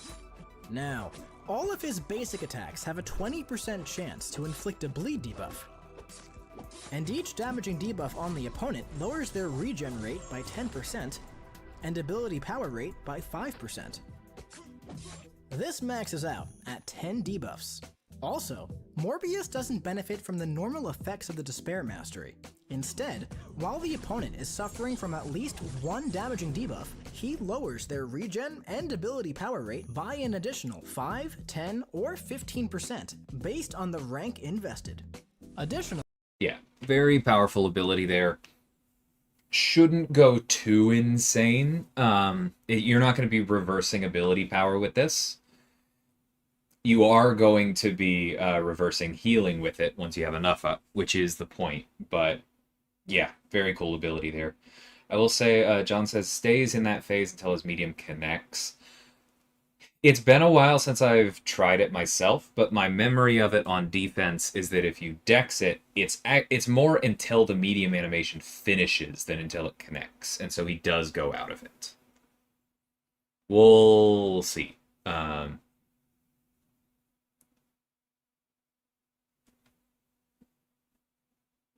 not just make those characters nullify immune?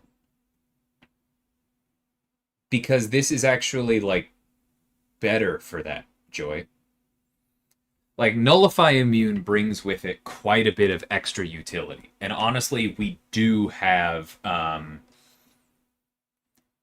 we have enough nullify immunity in science, right? But the goal here was to not do nullify immunity, but actually to punch back against buff control, right? Like, this only matters for Morbius on attack. This is not going to be doing anything in particular for you on defense, but it allows him to glide more often on attack against Mystics or against nodes like Power Snack. And so I like it. I definitely don't share your frustration. So no sidestepping, but maybe dash back reparry. That sounds correct. It's worse in some other situations, Dormammu, Mojo, Kindred. Have you read the rest of Morbius's kit, Slade? We'll get there. And for one thing, Dormammu, if Dormammu's nullifying a buff off of you, it's your fault. The other two, I get. But yeah, we'll get to why I'm not worried about Morbius in those matchups later. When the opponent is suffering from 10 damaging debuffs, they're inflicted with a non-stacking 25% potency Petrified debuff for 10 seconds. Yeah, This exactly. It stays is better. paused while they have at least 10. And while they're petrified, Morbius gains an additional 1% combat power rate for each damaging debuff on the opponent, maxing out at 30%. Now, let's check out his special attacks. On each hit of his special 1, he has a 50% chance to inflict a bleed debuff. Hey, Fuzz. During this attack, personal fervor buffs are paused, but expire immediately once it's complete. So again, clarification, 50% chance on each hit for a bleed is going to get boosted by the 100% fervor buff to a 100% chance on every hit to apply bleed. And also immediately readies your glide. With the special 2, if the opponent is petrified, the second hit becomes a guaranteed crit, consuming all damaging debuffs on the opponent and increasing attack rating for each debuff consumed up to 40. Additionally, his personal damaging debuffs are paused during the attack, and he passively regenerates 15% of the damage dealt by the second hit, capping out at 10% of his max health.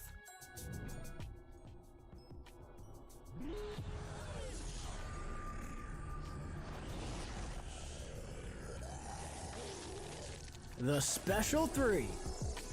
If the opponent is petrified, he gains additional attack for each damaging debuff on the opponent, but does not consume them. He also regenerates 15% of the damage dealt, again capping out at 10% of his max health. Now, let's check out his signature ability. When awakened, if the opponent is immune to a personal bleed, he has up to a 100% chance to inflict a rupture debuff instead, dealing physical damage but copying the bleed's behavior. Additionally, when taking direct damage from any source, he gains a non-stacking Undying passive. This prevents Morbius from being knocked out by direct damage, but this falls off when not taking damage from a direct damage effect for 2 seconds. This has a cooldown of 8 seconds, but while it's active, he instantly regenerates up to 50% of all direct damage taken. But, and obligatory, it never goes on cooldown if it never ends. So this is one of the reasons why he is so cracked with Liquid Courage. Yes, we are aware. Catching up on chat for a second. Mainly talking characters where there's not a benefit to be not nullify immune. What benefit is that? The benefit there is that we don't, honestly, that's a defensive thing. The benefit there is that we don't give those already utility packed kits the huge bonus that is nullify immunity, but we still give them resistance to nullify in meaningful ways, because both of those do have meaningful utility on offense while making them more annoying on defense, because they were intended to be annoying on defense.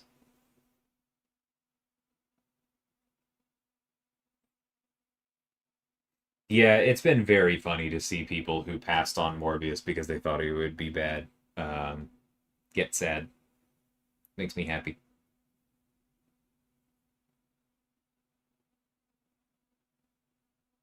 Can the bleeds deal less than 1 damage? I'm not sure I understand the purpose behind that question. The animation is a bit graphic. Yeah, it is.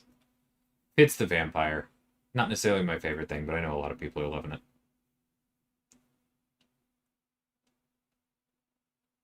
What SIG would I think? I honestly don't remember how it scales bitter. My guess is probably around SIG 60, because that's kind of our normal. It does not make him immune to death with recoil, Joy, because it's only protecting you from being knocked out by direct damage.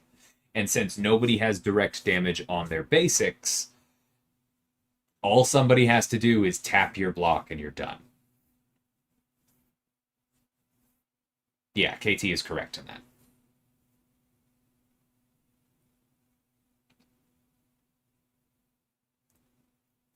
Yeah, Whiplash is physical. It's in the tooltip for it.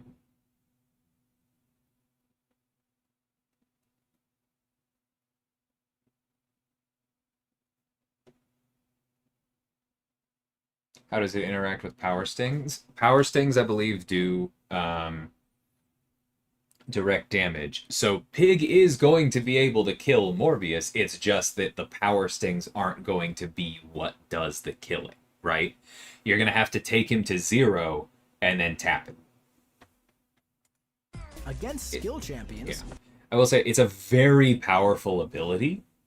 But there are ways around it, both on offense and defense. The potency is reduced by 50%. Now, let's see that glide in action in the champion rotation. To begin, strike the opponent to start stacking your bleeds. You can dash to perform a psionic glide, or hold it if you want to glide through the opponent's special 1 to stack on extra bleeds. Now, depending on the size of the health pool, you can use your special 1 to reset your glide. Then, repeat the process. And once you stack 10 bleeds, you'll inflict a Petrify debuff. And when the opponent is petrified, your special 2 will be a guaranteed crit. But keep in mind, for longer fights, your special 2 will consume your bleeds. But that's no bother. Just stack them up again. Then repeat the process until the opponent is knocked out. Now, if you're up against an opponent that's consistently failing your fervor buff, you can glide repeatedly and stack on extra bleeds without having a reset. So use that neutralize to your advantage. Oh yeah, and if your Morbius is awakened, you'll gain an undying passive when suffering from direct damage. So if the fight doesn't go as planned, and trust me, we've all been there, just stay calm and glide your way to victory. Mike is such a game. Thank you for watching.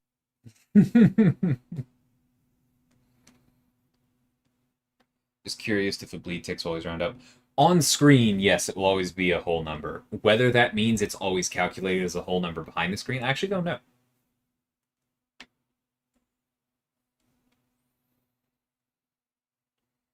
Would this mean he can survive future Ant-Man's Special 2 burst? If what would kill him is the very last burst of direct damage, Jackie, but if, like, the second to last hit would knock him out, then the actual hit damage from the final hit should still finish him. Hopefully that clarifies.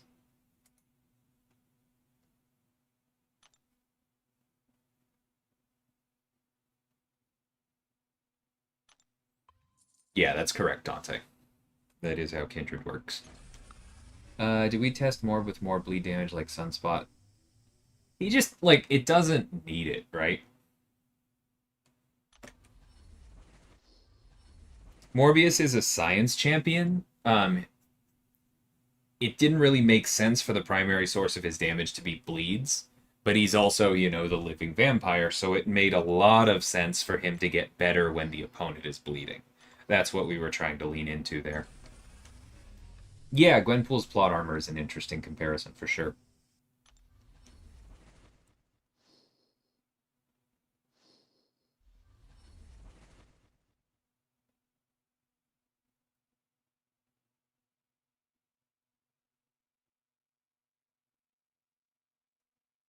Morbius is going to be plenty cracked in war or in Battlegrounds, Aiden.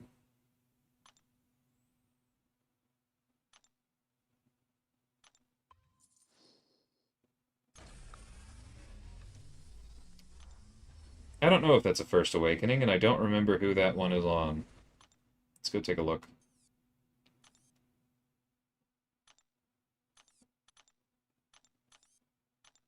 Yeah, that was a First Awakening. Okay, so now my Nova is potentially going to build Spirit a little bit faster. Cool.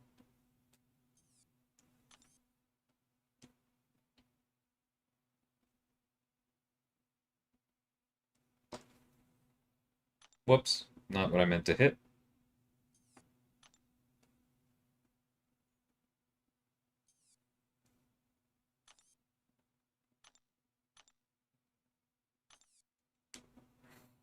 Yeah. We actually, the tactic list was supposed to be a little bit different than what came out. We'll see if potentially it changes before next season. We'll see.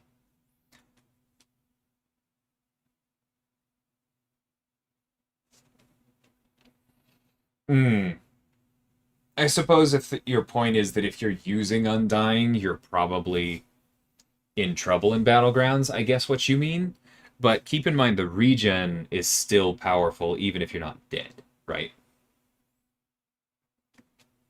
So I don't think that's quite the right read. It's like the same way to go back to Guardian like we were talking about earlier. That energy resistance is still plenty potent even if you are getting nowhere near zero health.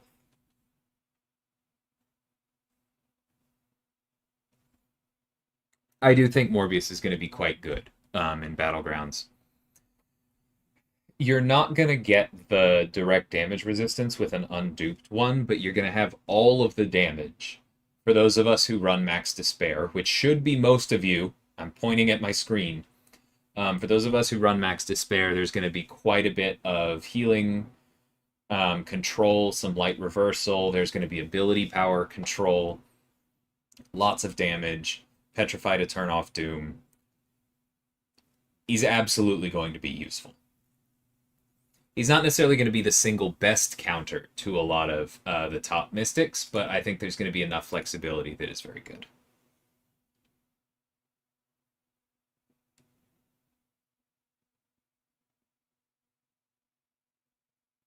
Does he have any resistances or immunities? No, that would have been in the deep dive. I mean, he doesn't need them because he effectively has resistance to all direct damage in his SIG. That kind of covers it. But yeah, not beyond that. Don't trust deep dive numbers at all. That's fair. Test things out. I'm sorry, Victor, but that is an absolute load of hogwash.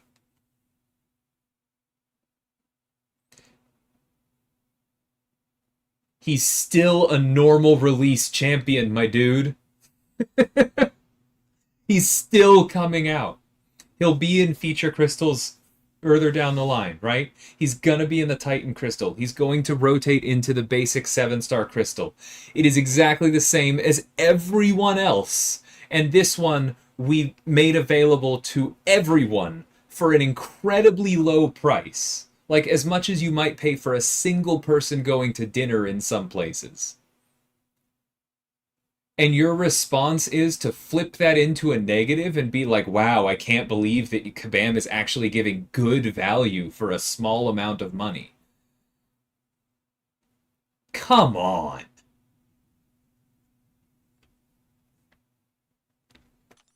It's not rude for us to give good value to people. That's just silly.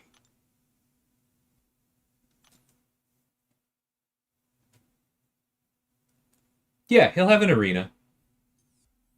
He's a normal release champion. He's not a trophy.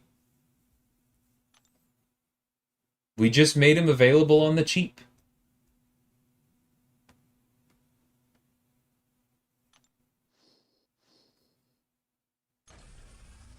Yeah, and he has a good SIG, so it's not like...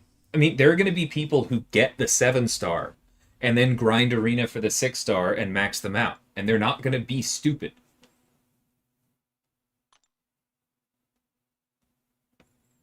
Calling this a negative in any way is just telling me that you are framing the world in a really myopic lens. I won't say any more on that. I don't want to, like, tear into it too much, but examine that thought.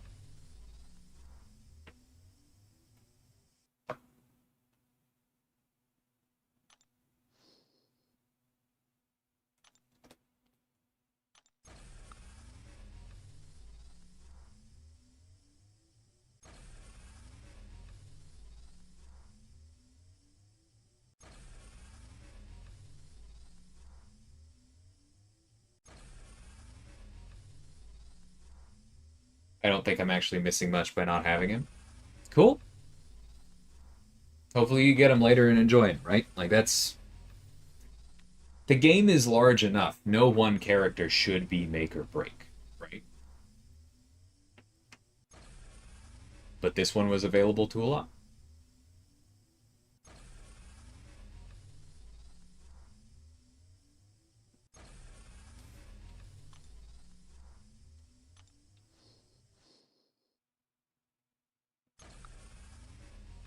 Will trophy champions ever get buffed? I'm not gonna say no. It's definitely possible, but it is a little tricky because a lot of people already own trophy champions, and like we kind of saw some of that with Iron Man, but like they also all exist as defenders, and so making them relevant is not something we're going to do lightly. I want us to buff our trophy champions, but we have to be careful doing it. It's something that requires quite a bit of QA and balance support. It's not just a matter of like, hey, DLL, can you come up with a kit to make Thanos good? Like, that's the easy part.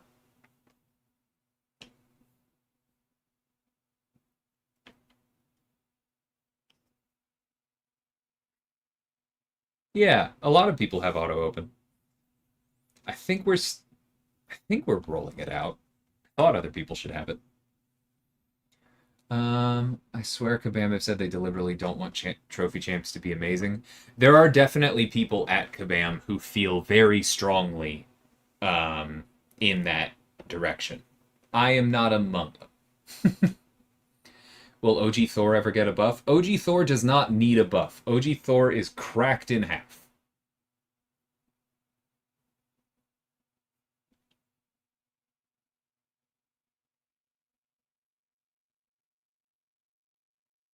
Hey, MSD. All right, I'm about to run out because it's about dinner time, and this has been a nice long stream. But thank you everybody for hanging out. This was a good chill stream. This is exactly what I was aiming for today. Appreciate you all being so active. I'm not sure chat has ever been this active. But thanks everyone. Take care.